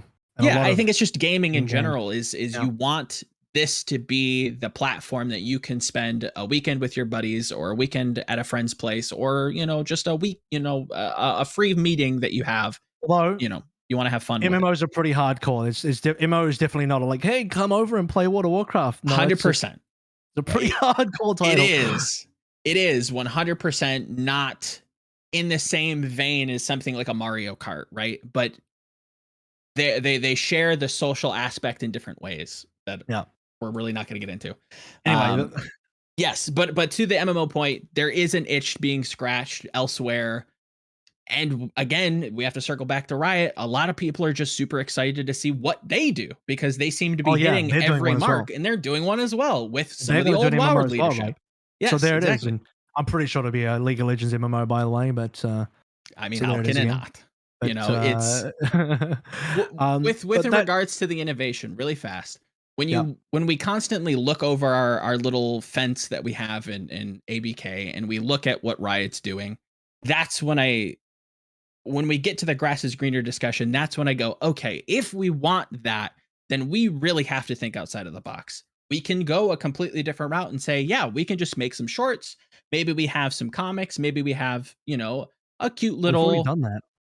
100%. But they can just keep making them better and doing them more frequently and continuing that, like with what you're saying, right? They can just stay within their little lane and keep, you know, doing their thing, and it's going to be great. But to grow to such highs as something like an Arcane, as something like a League of Legends, that's when I say, okay, give me a vision, give me something, give me, funnily enough, Star Wars visions, you know, go so creative and balls to the wall that you're getting anime involved, you're getting some sort of topical cultural reference involved that like you can't help but actively look at this and say, wow, that's an impressive feat. I agree. So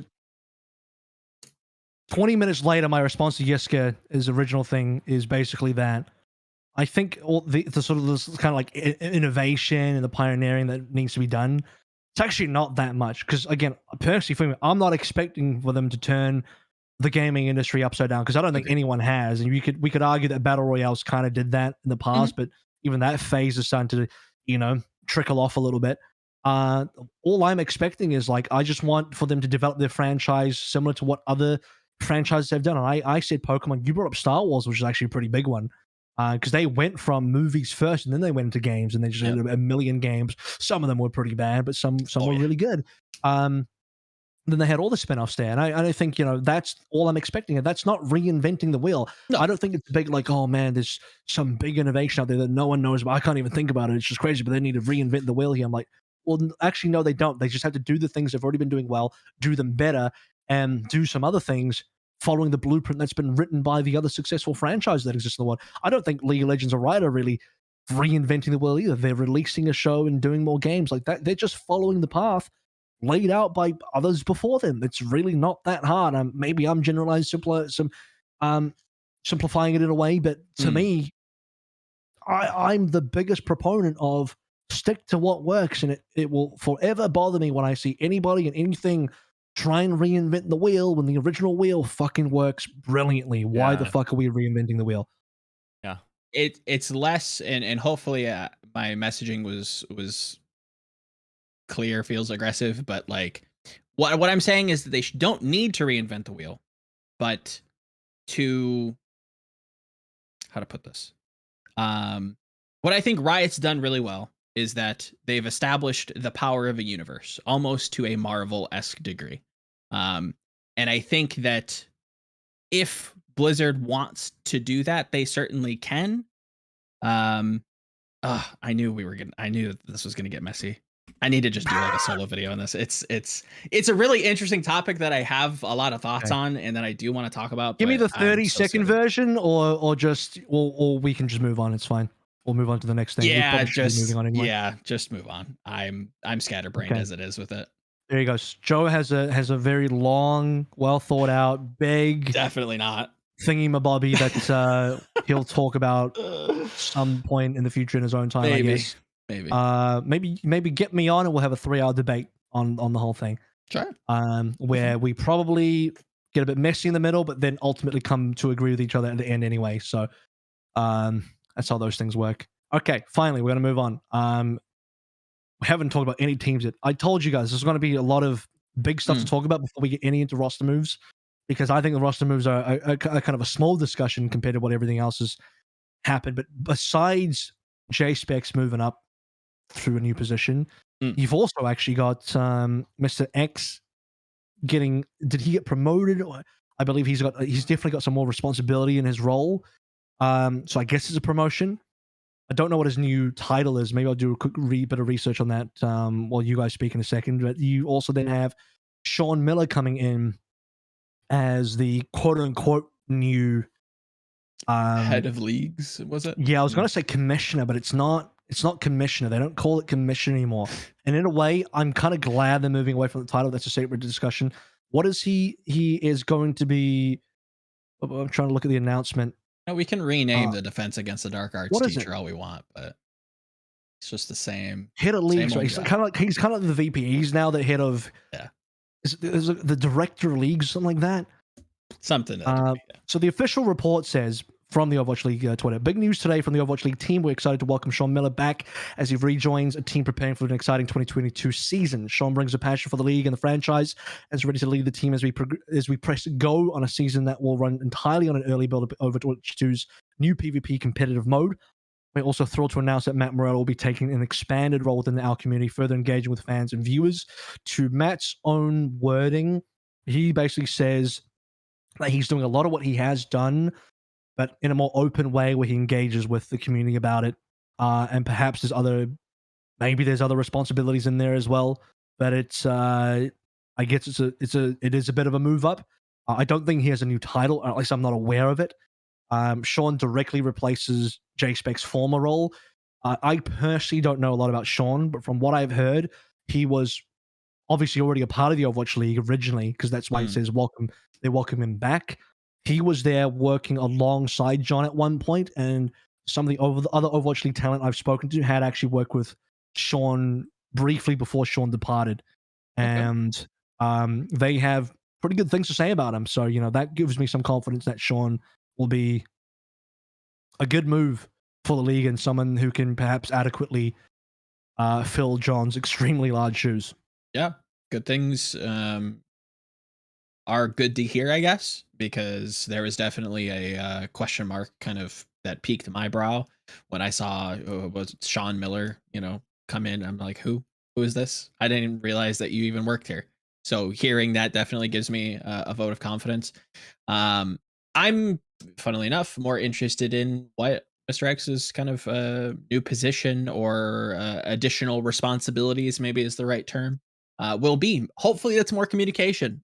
I don't know how many times maybe somebody can clip together a clean feed of how many times we've talked about communication from both the league and from Blizzard to the public, but hopefully that's what he can do. I don't know. I'm hoping. Fingers crossed. Yeah, I mean, theoretically speaking, just looking at the trajectory of what the league has taken, and so I guess there's also Hex that's in the background. There's not much reason to believe that anything is going in a different direction than it was previously. So yeah, definitely not a downswing. Sure, pretty neutral on these. I think Jon's input will still be there as the commercial lead. Overwatch League is a big part of the commercial product of the franchise, so I'm sure Jon's input and his influence will definitely still be within the Overwatch League, that is very important to me, because I think Jon's leadership and his direction of the Overwatch League was really good during his time as the head. Yeah. 100%. Yeah, we'll see. I think overall, yeah, I wonder if we will notice and what it might mean, but yeah, generally speaking, given that the direction of the Overwatch League in terms of format, in terms of broadcast prioritization of the, different aspects and whatnot, it just seems like a good choice. The real task ahead that I'm sure Jon is currently tackling, and Sean eventually will be needing to tackle as well, is the direction of Overwatch League after 2022. I don't know if that's too big of a topic to talk about, or even maybe it's fruitless to even try and speculate on it, because so much could change and so much could still happen. There's so much we don't know about. But I think if you are going to be the head of the Overwatch League and you're going to be thinking about anything in regards to Overwatch League, the primary question that needs to be answered is, how does the Overwatch League proceed 2023 and beyond? Because 2022, we all know, cool, playing Overwatch 2, Yeah. whatever build. I don't want to call it a beta, but it's on some build. Extremely unlikely the game is going to be available while the Overwatch League is playing on this build, which causes a lot of problems. But that is another question. That's a side question that will need to be answered. If you are coming in as the new head of Overwatch League, which I believe is his actual title, or at least that's the one he puts on his Twitter profile that he uses. So we'll use that as well, Sean. You have to be thinking and building for the future. I think it's very unlikely and potentially even short-sighted if you're someone that comes in for 1 year of OWL and then you're gone. Like, oh, I'm just here for the 2022 season, and then, well, if there's no 2023 season, I guess I'm out. Like, that seems pretty silly to me, right? So I also think if you are someone like Jon moving into a commercial lead position, the Overwatch esports space has to be, especially as someone that was kind of pretty much in charge of that as the previous VP of Overwatch esports, that's got to be the number one thing, right at the head, right at the front. And I'm sure all the owners and the franchises involved, that's a big question for them as well. The future of the Overwatch League in 2023 and beyond is a big one that needs to be answered for the existence of the league and everything. I don't know. Pretty much. It is a big topic. It's that's a pretty scary one. If I'm going to be completely honest, because we don't know. We have no idea what happens. We know that we're getting a season coming soon. We know where and how it'll be played, like you said. But past that, the future of Overwatch as a game is very unclear because we just don't have a game yet. So we know it's coming. Yes, we know it's coming, but what that means for the future of our little small fraction of the pie is kind of left to be determined. I don't think it's bad. There's no way Overwatch 2 comes out 2024, right? Or am I really scratching the paw right now? Yeah, am I really scratching the paw? Let me debug something real quick, because there's been some people out there, and I get it. It's fun to be a doomer, and I doom only within good context. And I'm currently not dooming, but what I'm trying to say is there are people that are like, oh, is Overwatch 2 just completely dead? Does that mean they're going to cancel Overwatch 2? Is there a world, I've seen this question pop up, is there a world where Overwatch 2 doesn't get released? And I think that is a firm no from me, right? It has to be that it's got to be a firm no, because they being Activision Blizzard, ABK here, they've simply put too much time, too much resources.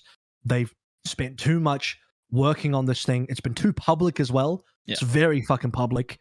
Usually when you want to cancel a game, it's not a big thing in terms of it's maybe it's a smaller project. Maybe it's like a mobile port. And he's like, fuck it, we're going to cancel it. Or it's a very private thing. You haven't made big, wide, sweeping public announcements, and you're doing a PvP reveal stream, and you're doing this Overwatch League thing as well that's been confirmed for this year, and they are, I would say, now legally obligated to provide for the Overwatch League.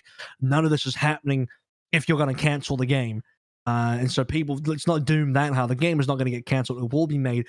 ABK need this game. They need this game, and they need Diablo 4. These are two of the titles they desperately need to put out there, because it's really the only big things, at least that we are aware of, that are announced, that are on the horizon. So forget about the mobile titles for now. They need these big, heavy hitters to be out there. I want to say as soon as possible, but really as soon as it's done is more Blizzard's way. So no, it can't be canceled. It's not going to be canceled. So I've full faith that Overwatch 2 will come out eventually. Maybe that's 2023. Hopefully it's 2023. Hopefully it's earlier. What it means for the Overwatch League is, okay, we know that Overwatch League this year is getting played on a build, and then probably 2023 it gets played on the actual Overwatch 2 client. The reason why and I'm going to make this clear, I'm not dooming the Overwatch League, even though I just made it sound like, oh my god, is Avril saying there won't be an Overwatch League in 2023? All I'm saying is the YouTube deal ends at the end of next season. There's a 3-year YouTube deal. It's gone. What does that mean? Do they need to get a new deal? Do they have to go back to Twitch? What is that? There's a whole bunch of questions there. There's some franchising stuff in the ether, in regards to the end of 2022 as well. There's a bunch of things that potentially end in 2022. A bunch of contracts end in 2022 for other people involved. So it's like, it's the end of next year is going to usher in a pretty big change for the future of the Overwatch League in 2023. I still think, I gotta have faith in Jon and Sean that they want to deliver an Overwatch League in 2023 and beyond. I just don't know what that looks like. I just don't know what that is anymore. For sure. Yeah, definitely expect change for sure. Let's be honest. The problem of that job is they are not the makers of their own fate. It is virtually impossible for them to produce a product that by itself has sustained growth potential of the order of magnitude that we needed to grow, right? Like, it is down to the game and its environments that this esport exists in. And whatever you do, as disempowering as that realization it is, I mean, I'm not saying you won't have impact based on the work you do on your viewership. We saw growth this year. I mean, to be fair, I expect a lot of it is VOD viewers or like encore stream viewers. But like, it is inherently tied. And the first most, like by orders of magnitude, most important aspect is that we get a game and that the game is a good one. And then many, many, many orders of magnitude lower is the Overwatch League a good product in order to increase the viewership of this. I agree. I mean, the health of the esport, this is a very true thing. The health of the esport can only be as good as the health of the game. Yeah. That's 100%. Those two things are innately tied. You know, though they're tied by an umbilical cord right there. And Overwatch League is the baby. And Overwatch is the mother. So, I mean, you're looking at a thing where, yeah, the game has to be in a really, really good state to see the esport do well. And I also think, like, yeah, as far as the viewership goes, contextually, an increase in viewership is good. Just looking at the fact that they're not on Twitch. So this is some like hard copium in a way, but it's also kind of true. It's that when you're only on YouTube, I mean, what else are you expecting? You're not expecting a shitload of viewers. You're expecting whoever the hell's there on YouTube to be watching, or like the really hardcore viewers to be watching on YouTube. We all know that this just discoverability is bad enough on YouTube that you're not getting casual people scrolling through YouTube like, oh, what's this? Overwatch League, I might tune in. That's not happening. You'll get that on Twitch. You're not going to get that on YouTube. So is that like a point of confidence in that way? Where to your guys' point, obviously, and I agree that the health of the game is directly tied to the health of the esport. I would definitely say that the health of Overwatch has probably never seen darker days. And yet we still have kind of a solid base, let's say. I don't know if growth is the term I would use, but we have a solid, continual base of people that we can retain and see marginal growth with, right? Is that like a vote of confidence, you guys, going into a new title that undoubtedly will give it a shot in the arm as an intellectual property? But is that maybe a point of a silver lining, if you will? What is the silver lining? Sorry, let me just summarize you. So to look at the idea that the game, the health of a game is only correlated to the health of the esport, right? The fact that Overwatch is in the state that it's in, no content, probably a very low player base if I had to guess. But the esports itself, that platform, we do have a solid base of consistent retained viewership that, you know, from at least the public numbers, things seemingly are increasing. Is that a silver lining going into a new game? Well, when you've hit, I don't think we're at rock bottom, but you know, if we want to be hyperbolic, we can say rock bottom. When you've hit as low as Overwatch has been, which is the zero content, low viewership, and a lot of that is attributed to YouTube, and it's just the truth. I guess you can only go up, right? Surely you can only go up. That's some heavy hopium I'm huffing, but assuming with Overwatch 2 coming out, I don't know about 2022 being the best season, but I can see 2023 being the real big turnaround season. Overwatch 2 is fully released. Maybe we're not exclusive on YouTube anymore. Maybe we can be like Riot and have our esport on both YouTube and Twitch at the same time. That would be the best. You truly maximize viewership at that stage. COVID is much more gone than it is now, or at least far better managed to the point where like you can 100% do your entire league and your entire esport on LAN by 2023. I'm envisioning that as like the true comeback of the esport. And next year is going to be like a big survival year and a big just, buckle up kind of year. Even more so than this year. That's my pure speculation on it. Because I would also like to say that, with the added marketing dollars from Overwatch 2's released, like shit, man, plug that into the Overwatch League. Like, we can have a pretty big league in 2023 if it's been revived properly. That's why, 15, 10, 20 minutes ago, it sounded like I was pretty down on the existence of the Overwatch League in 2023. Well, that is one pathway in the future that we can take in the infinite possibilities. The other main pathway I'm seeing is the direct opposite of that, where you have this huge resurgence with the game being released and all this big push, and everything is good from that regard. And that's the future that I have to believe can and will exist. Otherwise, this whole thing is pointless, right? 100%. I do think there is a lot of positives coming, like you're saying. But let's not be naive. I think there's probably we're due for a market correction that I think esports in general is seeing. And again, I wouldn't be shocked if we go into the 2023 season, so not the most upcoming season, but the season after the first initial launch season with Overwatch 2, if the league itself hadn't changed significantly. What that means, I don't know, but I would guess there would be some large scale changes to either the format or other tertiary aspects that might actually be a step backwards to move forwards in a more healthy perspective. So there are positives, but some of that is going to come with some medicine with our dose of sugar, I guess. Sugar? I don't know. You add medicine to sugar to make it go down easier. Oh, right. Okay. Any final thoughts, Yiska, before we get into actual Overwatch League, current Overwatch League stuff? Yeah, no. I Cool. didn't think it was too big of a news in the first place. I'm not sure how much realistically is going to change based on that, but we'll see. Yiska doesn't even know what Overwatch 2 is, so it's whatever. Yeah. He hasn't seen Bastion's hat. Okay. Finally, going to talk about rosters. So, only going to be talking about two of them because we still have one more thing to talk about after this. And we might still be able to fit everything in to a pretty tidy episode. That's not going to be a full 3-hour marathon.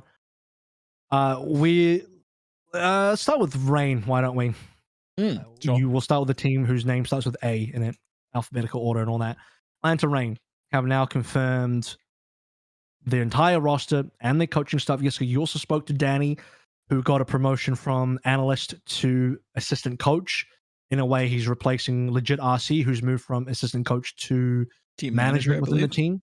Yeah. And Sefi is still there. They haven't hired any new coaches.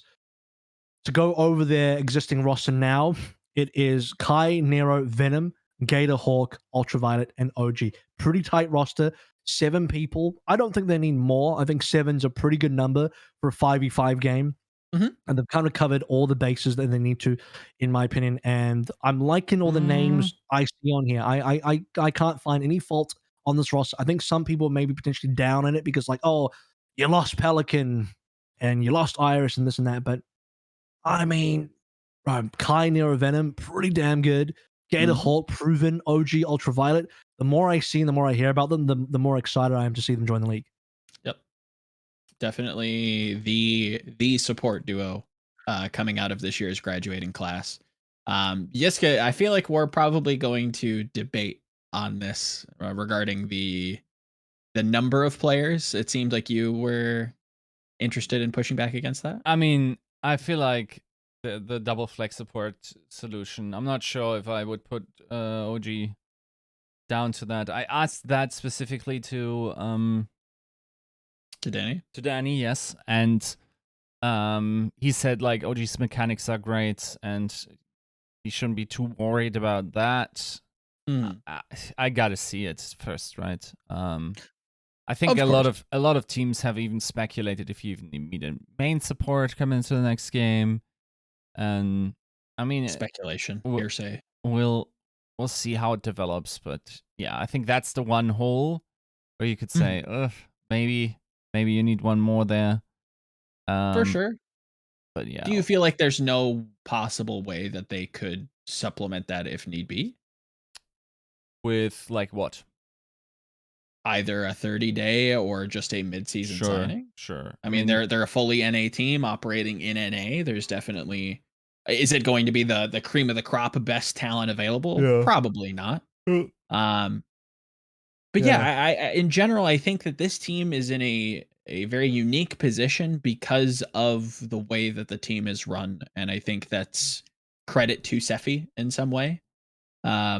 This is a very stylistic team, and with the pieces that they do have, you don't need a ton of coaching because this is a very kind of loose. I don't think it's wrong to call them a player-driven team. I think that the players do have a sizable voice from everything that's come out publicly about this team. They are incredibly stylistic, and I don't doubt that they will kind of be counter meta in not the way that you are countering the meta, but they will operate on their own avenue. They're going to find what works for them, and if that is flex supports, then that's great. They're going to assign another flex support. But if it's not, they will probably have a look that is so different that people are going to try to have to answer them. Is that going to be, title winning? It's hard to say, but I think everything that I've seen from like Sephi's vision thus far within the Overwatch League, I think I have a strong vote of confidence in. I think this team fulfills the same role that they fulfilled this year in 2021 next year. Yep. Which is that you don't expect this team to win the Overwatch League. You probably don't even expect them to win a title as far as stages goes. But I wouldn't be surprised at all if they upset some teams and just snuck a title in there or got close. Make some finals and get close to sneaking a title in there. Upset teams like the Gladiators, the Dallases of the world again. They have that capability. When I look at the quality of this roster on face value, I'm obviously looking at it through a 6v6 lens because I have no idea what the 5v5 game is going to be. No one does. So from that lens, I think it's a repeat of this year. And if you're doing a repeat of this year, that's not bad. That's a pretty good year. Not bad at all. Second overall, low expectations that people had, and you far exceed your expectations. Pretty good fucking year. I think I think that's the repeat that we get, and I also think that once again the wider public will underrate this roster heavily, as they should, because there's some big hitters out there. Yeah. Other teams have got massive star players, and I'm not saying this team doesn't have star players, but the old zero role star team kind of rears its head around again. They are like fundamentally based on their identity, the punch above their weight team with zero role stars beating teams with full role stars kind of team. And also personality wise, I still think they keep that intact because even the new players, in fact, they probably lean heavy into it. They have more English speaking players that can shit talk now, especially on the backline with OG Ultraviolet. I'm sure Nero's going to get into that as well. As far as talking to the roster size here, I even think they should have started with just 6 and not have gotten Venom yet. I think a lot of teams who are making, if you're a team getting 8 or more players right now, I think you have too many. I think you've made too many assumptions. You've taken a lot of risks on a team, on a game that you don't really know enough about, that you haven't seen. Your roster's too big because it's smarter, in my opinion, is to build rosters around, get the key pieces you need. For example, if you're Atlanta here, you get OG Ultraviolet, you lock them in because you know they're good. You also don't want your opposition getting them, so you get them first, you lock that in, and then everything else, hold off on. And I don't know how many other people go for Venom in the offseason. I don't know how many. Clearly, no one was going for Venom for the 2021 season, otherwise he would have been signed. So if you want to be super tactical, you could have waited on Venom. You could have waited until you get the build, see what the game is like, and then get Venom afterwards, or get anybody else afterwards that you need. Leave some roster space somewhere, because we've heard from plenty of GMs that the way they build rosters is they don't spend, or at least you shouldn't, spend your entire roster budget straight away, boom, gone. You need to save a little bit of that for a mid-season signing, whether that be a 30-day contract or more.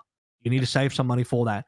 So teams going for these gigantic 8+ rosters right now, that to me is a mistake, unless you truly believe every single one of those 8 players or more is vital to your team.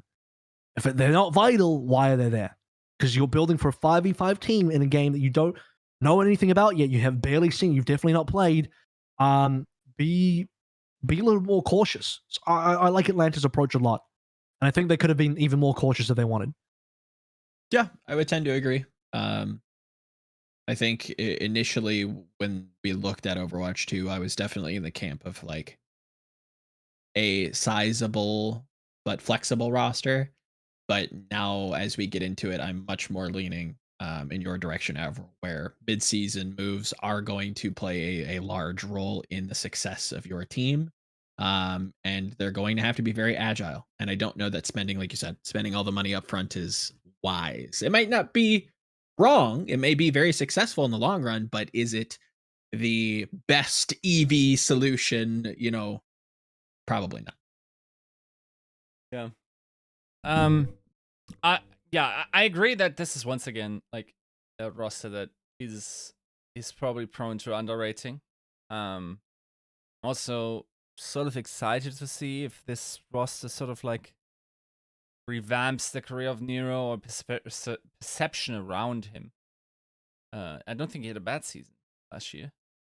Probably one of the better players on San Francisco Shock. Mm-hmm. We'll see how this transitions in. I think a thing that I'm more curious on is the two coaches. That is something where I'm interested in because, like, yes, you're now putting a lot of resources into players practically coaching themselves. My understanding is that Danny is pretty strong strategically.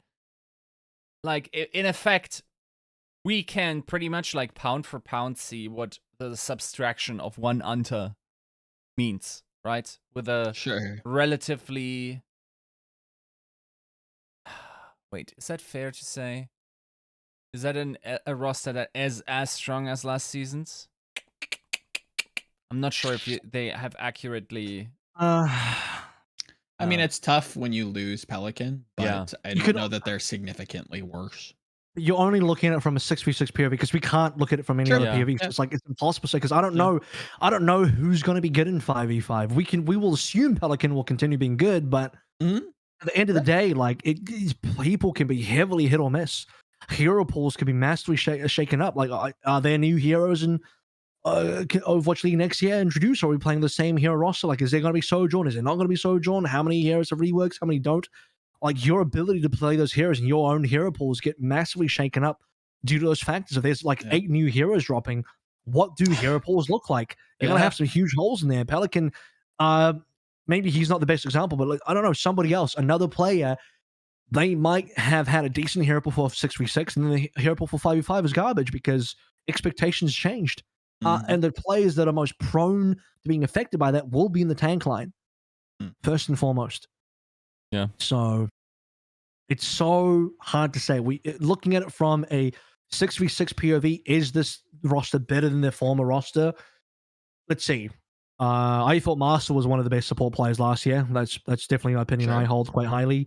Iris was really good. I think a lot of people typecast him into the BAP, but because Rain played so much Rhine comps, he just basically only played BAP. So I don't think he is like a BAP one trick, but that's all they required of him to play. But I was also pretty impressed with Iris last year. Pelican is Pelican, phenomenal player. Edison wasn't super good this year.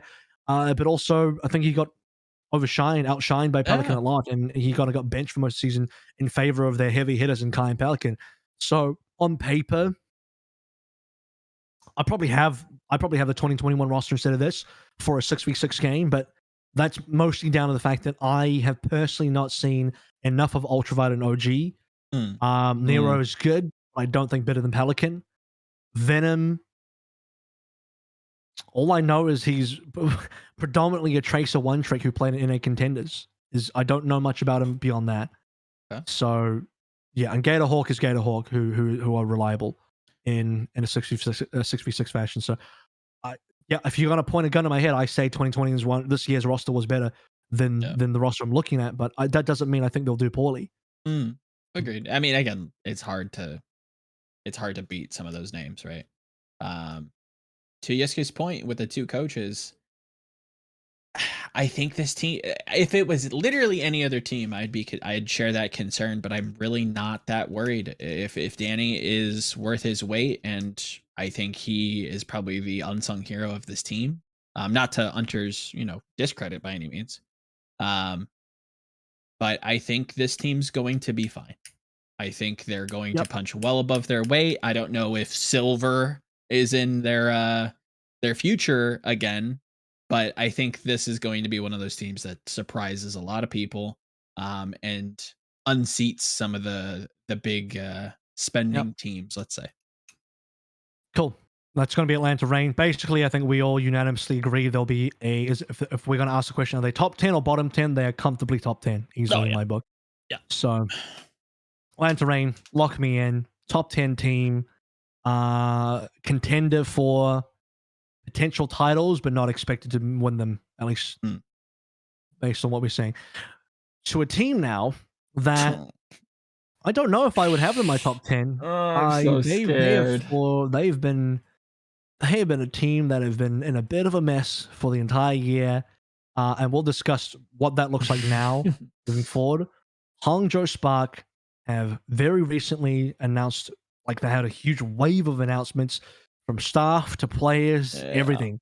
Now, I think we've got some opinions about the staff members, but we'll start with the players first, as this is probably the silver lining of the team, because I am so big on Pineapple Alpha Yi. Like, hot damn, they were so good on Billy, especially Alpha Yi, who's such an underrated player that other teams didn't give him a chance. He's actually an older player as well. Like, this guy's veteran as fuck, which has never got a chance at Overwatch League, because he always got overlooked for somebody else, but he's just had his best year ever in his competitive career in Overwatch, and he legitimately looks so damn good as a DPS and competing for time against Architect. Like, right now, based on what I saw from Architect and what I saw from Alpha Yi this year, I take Alpha Yi starting over Architect any day of the week. But things will obviously change as we move into 5v5. My only concern here is they have 4 DPSs. Like, 4 DPSs, you're playing 5v5. Just think about the numbers here again. 4 DPSs, 5v5. Math doesn't add up. Yeah. There is a sentiment that I will share once we get through the remaining staff member changes. But yes, I share a lot of your sentiments, AVRL. I think Pineapple, I think he entered as I was leaving the Chinese scene and looked very, very good. Alpha Yi, been following him for the most part, off and on since his time in Contenders Korea. Is a stud. I think he deserved a spot on literally any team that needs a DPS. And again, the Spark have an embarrassment of riches. They have some amazing talent. We will see what happens. Okay. Bro. It's hard to shake the feeling that even the starting DPS players aren't wasted on this roster, let alone whoever sits on that bench. Yeah, it does feel that way. Oh, it sucks because you want to be excited for them. You want to be like, wow, dude, Alpha Yi, it's definitely a rookie to look out for. Like, watch out. Like, and we said that about Shy, and Shy definitely was that person, right? 100%. We should have been on people's radars going into the season. Wasn't. Look where he ended it up. Bro. Alpha Yi should be on a ballot somewhere for Rookie of the Year. Probably will not win, but it feels worse that he's on the Spark, if I have to be completely honest. This is because we have low faith in the Spark organization / team more so than the players. Let's round out the players, by the way, real quick. Goose Ray's still here. Bernard's still here. Yep. Liga, as far as we know, is still here, I think. I think he is. And they have Irony, who is rumored. And Irony, for those that don't know, was the Billy. Was he flex support? Why am I forgetting? This is embarrassing. The other person was Hyunjae, but Hyunjae has just put out an LFT, which says to me he has not been promoted to the main roster. So they are still on a lookout for. I'm going to confirm it right now so I can. I believe Hyunjae was a main support because I remember his Lucio being strong. Strong note. So Irony is the flex support and Hyunjae is the main support. So this kind of ties into the other thing where Spark don't even believe that main support is valuable. So like Spark and every team just don't believe main support is valuable, which I don't know. I'm partially in agreement with, but jury's out when we actually get to see what Overwatch 2 looks like. So to be honest, if they really want Hyunjae, he's still going to be there. What I see from this by leaving Hyunjae out, it's not that Spark don't want him. It's that Spark don't need, they're not under pressure to hire a main support and sign someone right now. Once they see the game, they're doing what I said about the Atlanta Reign earlier, which is the smart thing to do is to hold off on signings, just get the pieces you really, really need, and then everyone else, get them when required. It may be very well possible that Spark will eventually get a main support, and that when they do, it will be Hyunjae. Just because they don't get him now doesn't mean they're never going to get him. Doesn't mean like, oh no, we don't think he's good enough to promote. What they probably think, from my POV, is they're just thinking, well, we don't know enough about what main support's role in Overwatch 2 is to justify the signing now, which is smart. Yeah, it's not that the organization is devoid of doing intelligent things. Like they've scouted a lot of these players. They've brought on people that have at least some experience. Like they have noggins, like they have brains in those skulls. It's just every time we're excited about this team, it just ends up in disappointment. I think since their franchise debut in 2019, I think it would have been, this has been a very disappointing team. And I looked at last year's squad and I said this would be a crying shame if they failed. Lo and behold, the Doomers were right. They failed. I just realized something. It's a tragedy, and I hope I'm wrong. I hope to God I am wrong, and we can see Alfie, Shy, Architect, all Gusha. Like this, his team is good, and it's not. I think Architect might play support.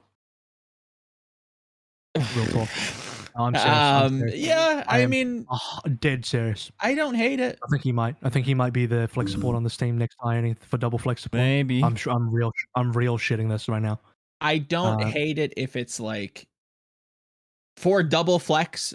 I think it's a great choice. I think he has not only a track record of success, has shown that he is quite good at it. I would hate it if he was the starting flex. He won't be. I think Alpha is superior right now. I think Shy and Pineapple could trade time depending on hero pools. Yep. But Shy to me has been the superior player. Shy, here's my scale or rating for what I deem to be like good in terms of player. I was going to say DPS, but let's just say player. The level of holy shit plays you can make and the consistency of what you can make them. And I've seen way too many moments of holy shit from Shy compared to like literally anybody else. Yeah. Anybody else on his team, we'll say. Yes, exactly. When you look at the whole league, I mean, there's more players than just Shy, but on his team, he's the only player that gives me those massive holy shit moments, and no one else has been able to do that.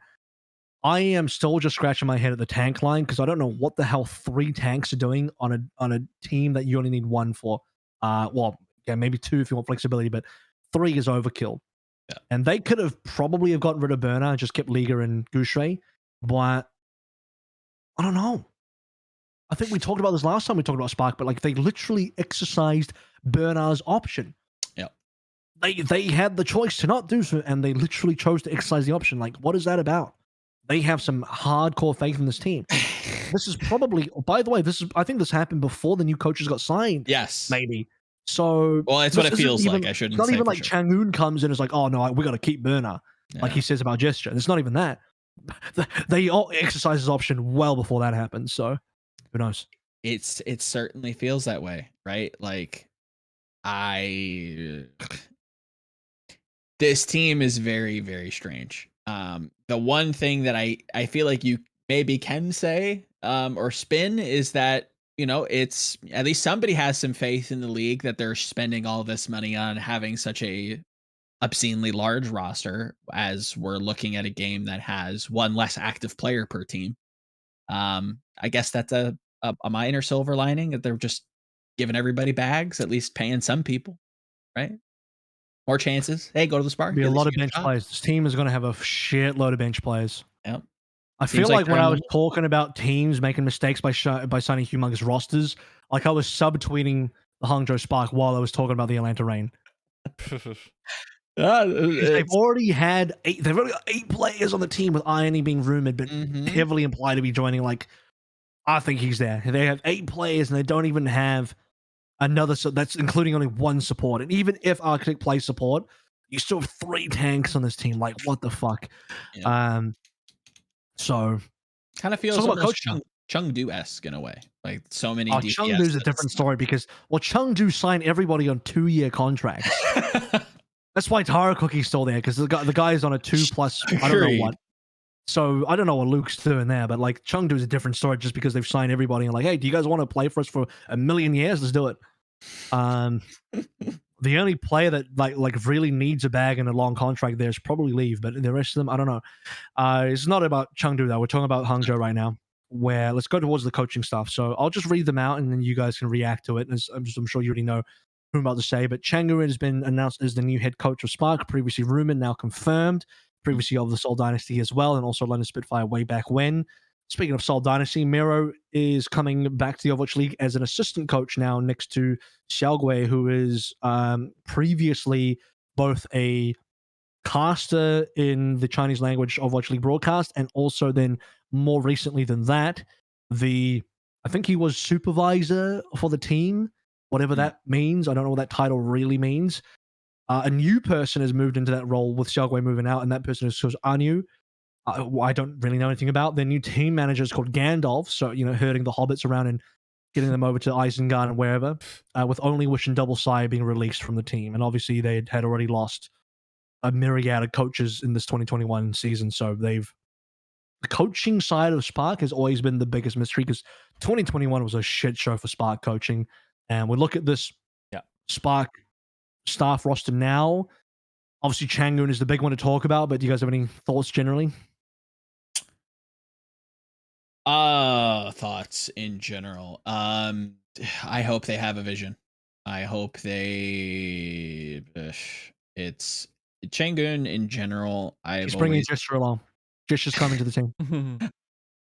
I've always been a defender of him for the most part, because he has seen so much success throughout his history, working with GC Busan, going into London, obviously mixed bag with Seoul, but in general has been somebody that does warrant some degree of success, right? Like you have to give him something based on just the results that he's been able to give you over like a sizable amount of time. We're going back to 2017 here.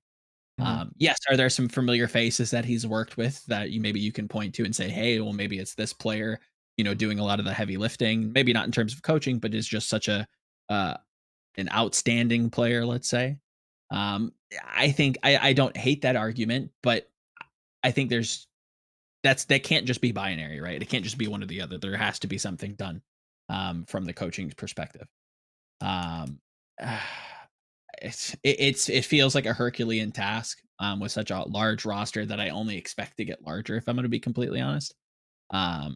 Even past Irony. I don't know what to say about Miro. I'm happy to see a familiar face. I think it's really cool to see him kind of get his shot in the Overwatch League as an assistant. I know next to nothing about, the other assistant that's going to be working there. It's a big task. It is a large task that I don't know that I would wish on anybody. I hope they're prepared, let's say. They got a good team. This is the thing about Spark. Yeah. They've always had a good team to work around. The player quality has never been the issue of the team, I think. Nope. Because individually, you look at the players like, there's a pretty good fucking player roster here with all these stars on it. Well, you would say stars, especially when you look at them in like Goose Raider's peak was like, I would have considered the best Winston in the entire world. Goose Ray is on my Mountain Rushmore of Winston plays. He's right there next to Abe Lincoln. So, who played a phenomenal Winston back in the 1800s. So, I mean, this team they have an embarrassment of riches in players, but something just goes wrong. Yeah. And I don't know why, to be completely honest. It is exhausting to speculate as to why this team cannot get it together. And I hope that this regime, and I hope with Overwatch 2, we can see the Spark kind of reestablished as, a It's Spark. kind of, yeah, I kind of need to reignite this, because you look at what their debut performance in 2019, it was a team that nobody really expected that did extremely well. I think they got 4th at the end of the playoffs, right? That was their best year. That was their best year. And that's a great performance. That's very, very, very That was good. actually also Guangzhou's best year, and they're another Joe team. What's all the Joe teams, Joe? What's going on? It's all the Joe teams that have struggled since the debuts. Don't know. Couldn't tell you. It's a shame, because, like you said, it's never been a player personnel thing. Yiska, you've interviewed the Spark. What have you got? No, you haven't, but you probably should. What do you got for us? Should though. I don't know. Like, it's hard for me. It's hard to not feel like pessimistic about this. I also have a hard time evaluating Changgun's contribution to the teams that he's been in. I'm not saying necessarily that as a negative. I'm just saying as like not as a positive. As an unknown, more so than anything. Even though it feels weird to not give someone credit when, like, he definitely has been able to amass an unusual amount of talent with him throughout his career. And if you are someone that might be skeptical of the coaching ability of someone like DePay, because he always had good teams, which you could question if Changgun didn't have better teams even, then you're probably in the same boat of skepticism towards this.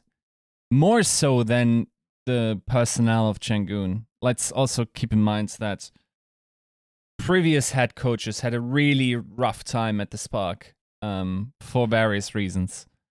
And it seems to me that unless the organization has learned anything about this, that it's going to be a rough run. Then again, they might just be like one of the benefiters of the volatility that we might see next season because of Overwatch 2.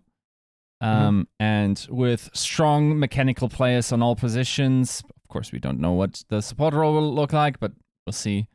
That could just like run itself pretty decently, and as long as Changgun can keep up the spirits and have people just like mad grind the game, I think that is essentially like half the battle next year. That you just like have players that can once again fall in love with the game, are highly talented, and just like outclick the opposition in a game where we once again finding out. Like it is really illuminated to talk to these coaches about the strategical development of even Overwatch 1, right?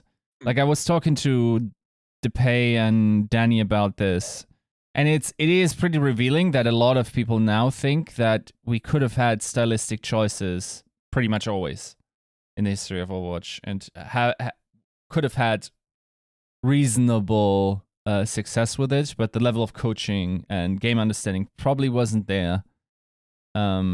And we've only, in tandem with game balance, to be fair, which a lot of people highlight as like an achievement this year as well, gotten there. So this seems to be soft reset. You say achievement. It's much easier to balance a game that has no content in it.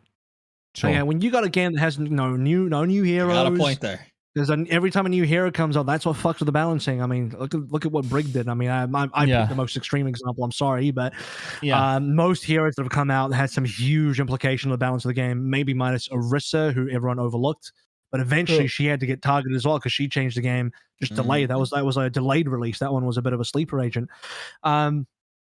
But yeah, every single new hero's had huge impact. So this is the argument I've had with other people as well. The reason why the game was so balanced is because we've had no damn content. That's why it's so balanced. I'm not saying that's bad in terms of the balance. I'm saying that's great. That's the silver lining you get from the turd that is not having new content. That aside, though, I don't have a particularly strong opinion on Changgun because I don't know enough about him. And as I've spent many rants in our past episodes talking about this, and I'm going to stay the course with what I've said, which is that I will very happily and publicly admit that I don't know enough about Changgun and what he's done for his teams to have a strong opinion on what he's capable of and what he'll do. I do agree with one thing that Yiska said, which is I think Overwatch 2, in a speculative kind of way, is going to be a game that is potentially volatile enough that having strong mechanical players is going to carry you through it. So there is a real chance that if Chang'un is a bit of a backseat guy, as some people have potentially have said or rumored, yeah, buckle up. He'll be in the backseat, buckled up again. Shy is going to be behind the wheel, and Spark will be supposedly carried by incredible mechanics. Which, looking at this roster, when you got like Shy and Alpha Yi on your team, and Goosery and Liga at their best are phenomenal as well. Like, I can definitely see this team getting some mad distance off mechanics alone, because the holy shit factor of someone just like Shy can get you a lot of mileage. And that, coaching is going to be a weird one in Overwatch 2, because there's got to be a lot of discovery and a lot of like new ground and what is available. We all remember what coaching in 2018 in Overwatch 1 looked like. It was a complete shit show. I think most of the coaches, almost all the coaches in Overwatch 1, Overwatch 1 in 2018, the first season of Overwatch League, were probably not very useful to teams. Like, how many coaches survived from season 1? Barely any. Most of them are gone. Why? Because they're probably not very good. They didn't do a lot for the teams. They didn't, maybe not their fault. They didn't know what to do either. This is the first Overwatch League. And not to say that 2022 is going to be the same as that, but we're going to take a lot of lessons learned from the past 4 years into the next season.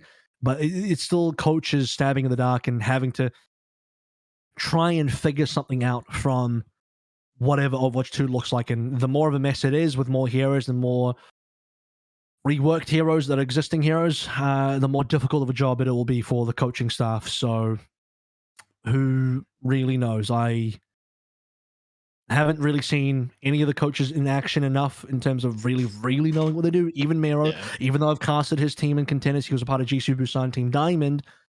That team was pretty middling. It's also the team that, by the way, Gurio's come out of to go to Dallas Field for people that want a bit of context. Okay.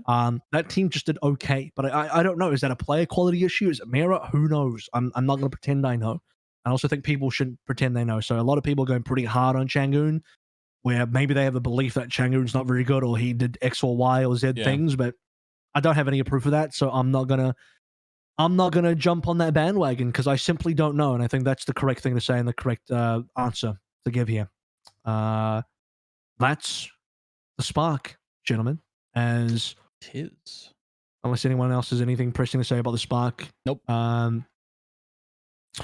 We are going to move on to the final topic of the day, and one we obviously were not able to cover in our last episode due to the timing around it, but is a topic that I think is very important to cover and to celebrate and pay tribute to, which is the passing of Alarm, who at 20 years of age has gone far too soon.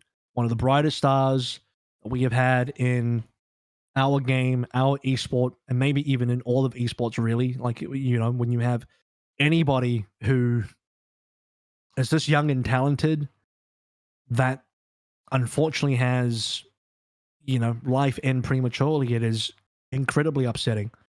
And we mourn the loss of Alarm from Overwatch and from the world, and give our condolences to his close friends and family and, everybody else that was close to him. But this is some of the most terrible news that I could have possibly have ever seen. When I eventually saw this on my feed, I remember the way I found out was actually through our little Discord thing here, where our discussion, and I saw some message like, "Oh no, like that's awful." I'm like, "What just happened? What happened?" Like, I have no idea what happened. All I did was I went to Twitter, I refreshed, and there it was straight away, boom. And yeah, I mean, I wasn't ready for it. I wasn't ready. Yeah, I think there's probably some quote out there regarding, the passing of somebody, especially this young. There's never a good time for stuff like this. There's never a preparation for it. It's similar story to you. I think I was playing Age of Empires at the time, and I had Twitter up on my side monitor. I go to refresh it just to see, what's happening in the Twitter sphere, and to my quite literal disbelief, saw the news, and I'm not too much of a man to say it. It hit hard. Call it parasocial, call it whatever it is. That was saddening, to say the least. echoing the same praise. You know, I don't know that we will ever see somebody quite like Alarm. With so many of his former coaches coming out and talking about how flexible he was, how much he loved this game, how much time he had put into the game as it already was going on. Again, you know, this is a veteran of Overwatch. Weirdly, in a way, obviously he's only 20 or was 20 years old, Mhm. but has been playing since Apex Season 1. Did a role swap, you know, has been so successful in Funi, and yeah, it's a tragedy to say the least. It's you know, count your lucky stars. It's a privilege. And we will always remember Alarm. He's gone, but as cliche as it is, will never be forgotten. I think he can rest peacefully knowing that. Yeah, I'm not gonna lie. This one fucked me up. Where, dude, like, Yeah. I was fortunate enough to meet him actually in Krefeld during is that Atlantic Showdown, was it? Yeah. Yeah, I remember some of well- those stories and thought they were quite funny. I don't know if you can share them, but The thing that just like stuck in my mind was the way he carried himself. You pretty much knew, like, this kid is just going to take over. Like, as soon let's like, this is not, I promise you I would have told you the very same thing if had we talked about in other circumstances about this. But this Alarm is a player that was gate kept from literally being the GOAT of Overwatch 1 by his age. Had Alarm had the opportunity to start playing in Overwatch League from Season 1 onward, he had a legitimate shot at the GOAT title just by the quality and the talent and the attitude and the grind he had in. What broke my heart is, like, I know how much he meant to his coaches as well. It's just, I mean, it's really, we've had Christopher on here a couple of times. Yeah. And it's, there's barely any bigger fan of his than Christopher. It felt like last time I interviewed him, Christopher told me, like, if the Overwatch League just like made an Alarm POV, that would be like genuine, like the best shoulder content you could do. It's always nuts what he does and what he all considers, what he's able to take into account. Such high mental tick rate, and also outside the game being such a genuine character, like touching everyone, like legitimately, like very often, like failing is, or being like mildly toxic, depending on who you talk to, you will get very slanted ideas of what a person is like in the Overwatch League, just because like others will tell you only the worst parts of him. Zero people have ever said anything negative to me about Alarm, his attitude, what kind of person this is. It doesn't get easier surviving Legends. It really doesn't. I'm sorry, like, throughout like being in esports, there's like a couple of personalities like this that come in mind. Fans of Counter-Strike might remember, German player,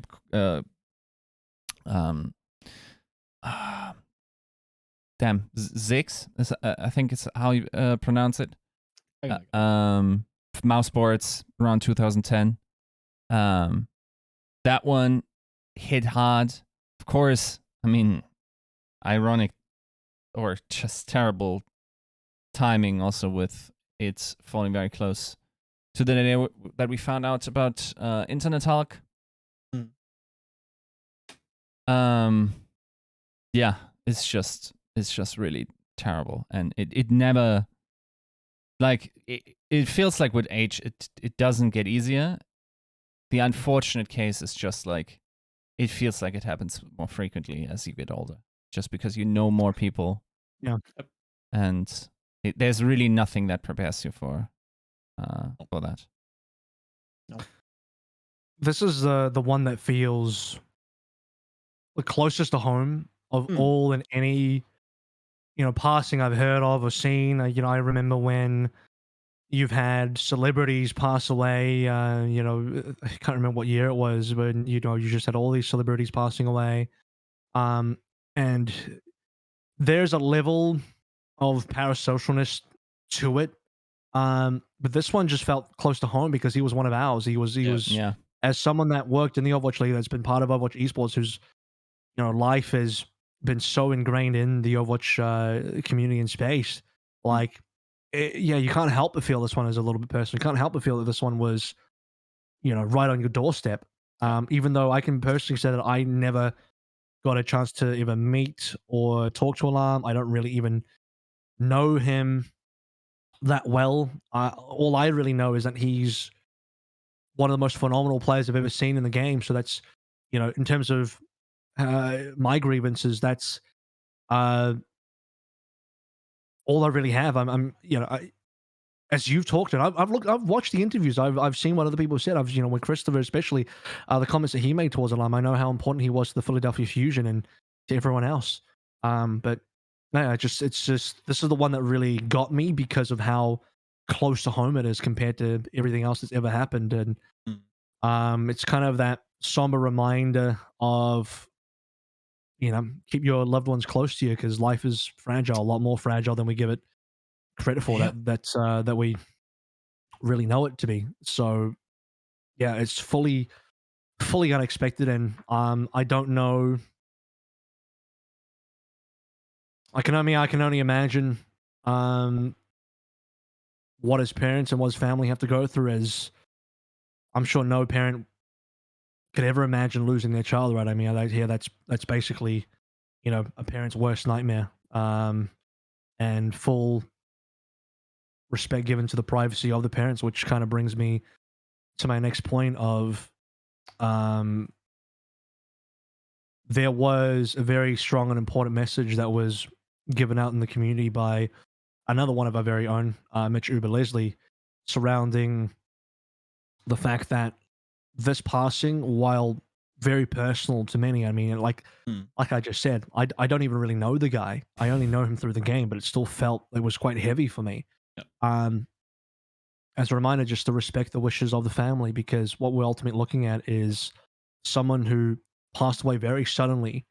And no, we don't know how he passed away. And no, we won't be discussing how he passed away or even speculating on it, because at this point in time, it's just not really appropriate. If the family decides that they want to share that information, then they will do so when the time is right for them. I know people are curious, and I know people naturally, I think that's it's not wrong to think in your mind and be curious, because I think everyone in their mind will always drift towards it. Whenever you hear of someone passing, one of the first things that everyone wants to know is like, how did it happen? Right? That's pretty much the number one thing that always happens. But I think it's just even just speculating on it just feels so weird and disrespectful. Where, Yep. like what is that even about? Like you're what is the point in that? I just don't get it. Like that. I mean, I get it, but I don't think it's right. I don't think people should be doing that when, you're allowed to be curious in your own head, but when you publicly vocalize that and you're looking for answers and you're doing some detective work, whatever you're doing, like that crosses a line when the family is specifically asked for privacy during this time. So I think that's the message I want to. I know the message is now about a week old, but that's the message I still want to amplify. Yeah, fully support from my end. I think there are some self-righteous chariots being rallied around this idea of it being more empathetic to be curious, but I think that is a slap in the face of the surviving members of his family that, from my understanding, have publicly said that they would like some privacy and some peace at this time. It, while is difficult for everybody, there are people who are severely impacted by this, that I think with enough grace and maturity, will know enough to keep those curiosities to themselves. And I think if your immediate draw to a tragedy like this is to be almost morbidly curious, I question where your heart is in it. I'm not gonna lie. I do wonder why you would do such a thing. So yeah, fully support from my end. Yeah. Keep the curiosities to yourself and give some space. Like also, just like from first-hand experience, having been in a very, very similar position as I rip out my headphones. Right. Having seen and witnessed how parents cope, trust me, it's not okay to ask. Nope. It's not okay to ask. And to vehemently discuss that you have the right to do. I mean, not discussing the internal emotion of trying to make sense of the world and come to, like, I vividly remember in my early 20s, probably the age that a lot of the posters on competitive Overwatch are currently at, understanding your own mortality is a deep challenge that might crush you, right? That will really deeply shake you. And these interactions are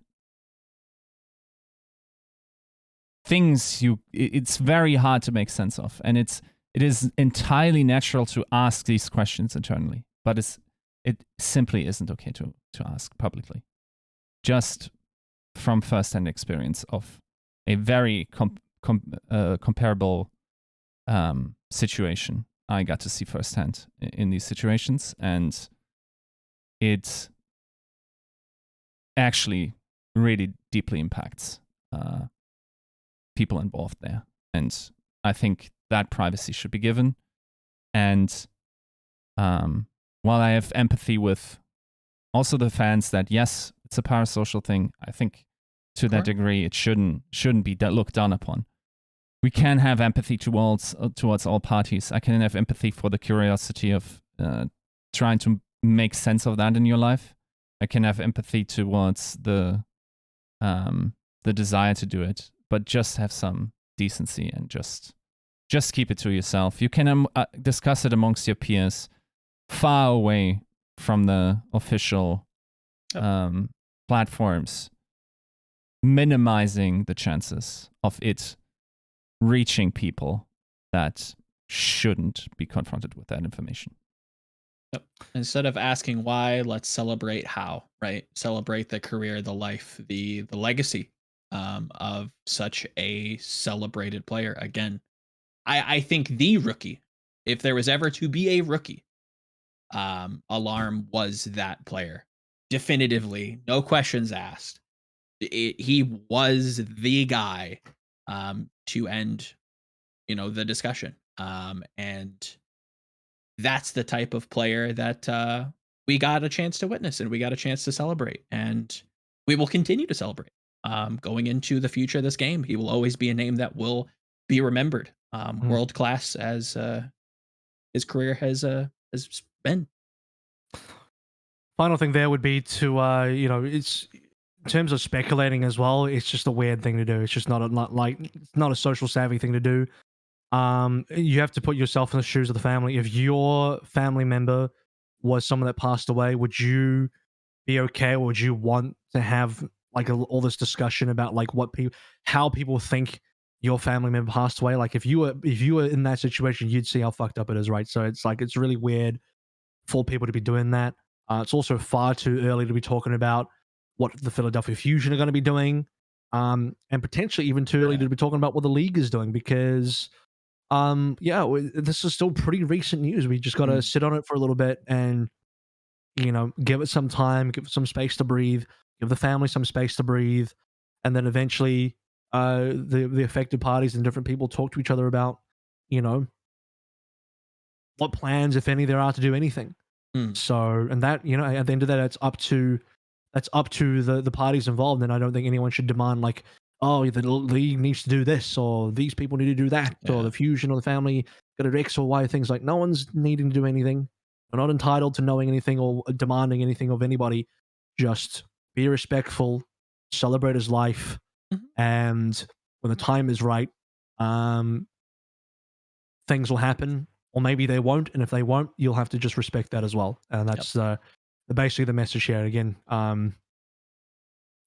love your loved ones, hold on to them dearly, and remember that life is fragile and something that needs to be protected and loved. So there it is. That's going to be the closing out of 201. Some big topics today, bit of a heavier episode in general, where it's mostly some negative stuff, a little bit of positive stuff, and a bit of sadness towards the end. But important that we should be giving our tribute to Alarm as well, and to celebrate his career as one of the greatest to ever touch the game, or one of the greatest to ever touch the game. And we will forever miss and cherish all that he left behind. So thank you, Alarm, and thank you to everything you did for the Overwatch. Actually, that is our episode for the week. Thank you so much for tuning in. We will all see you next week for 202. Peace out.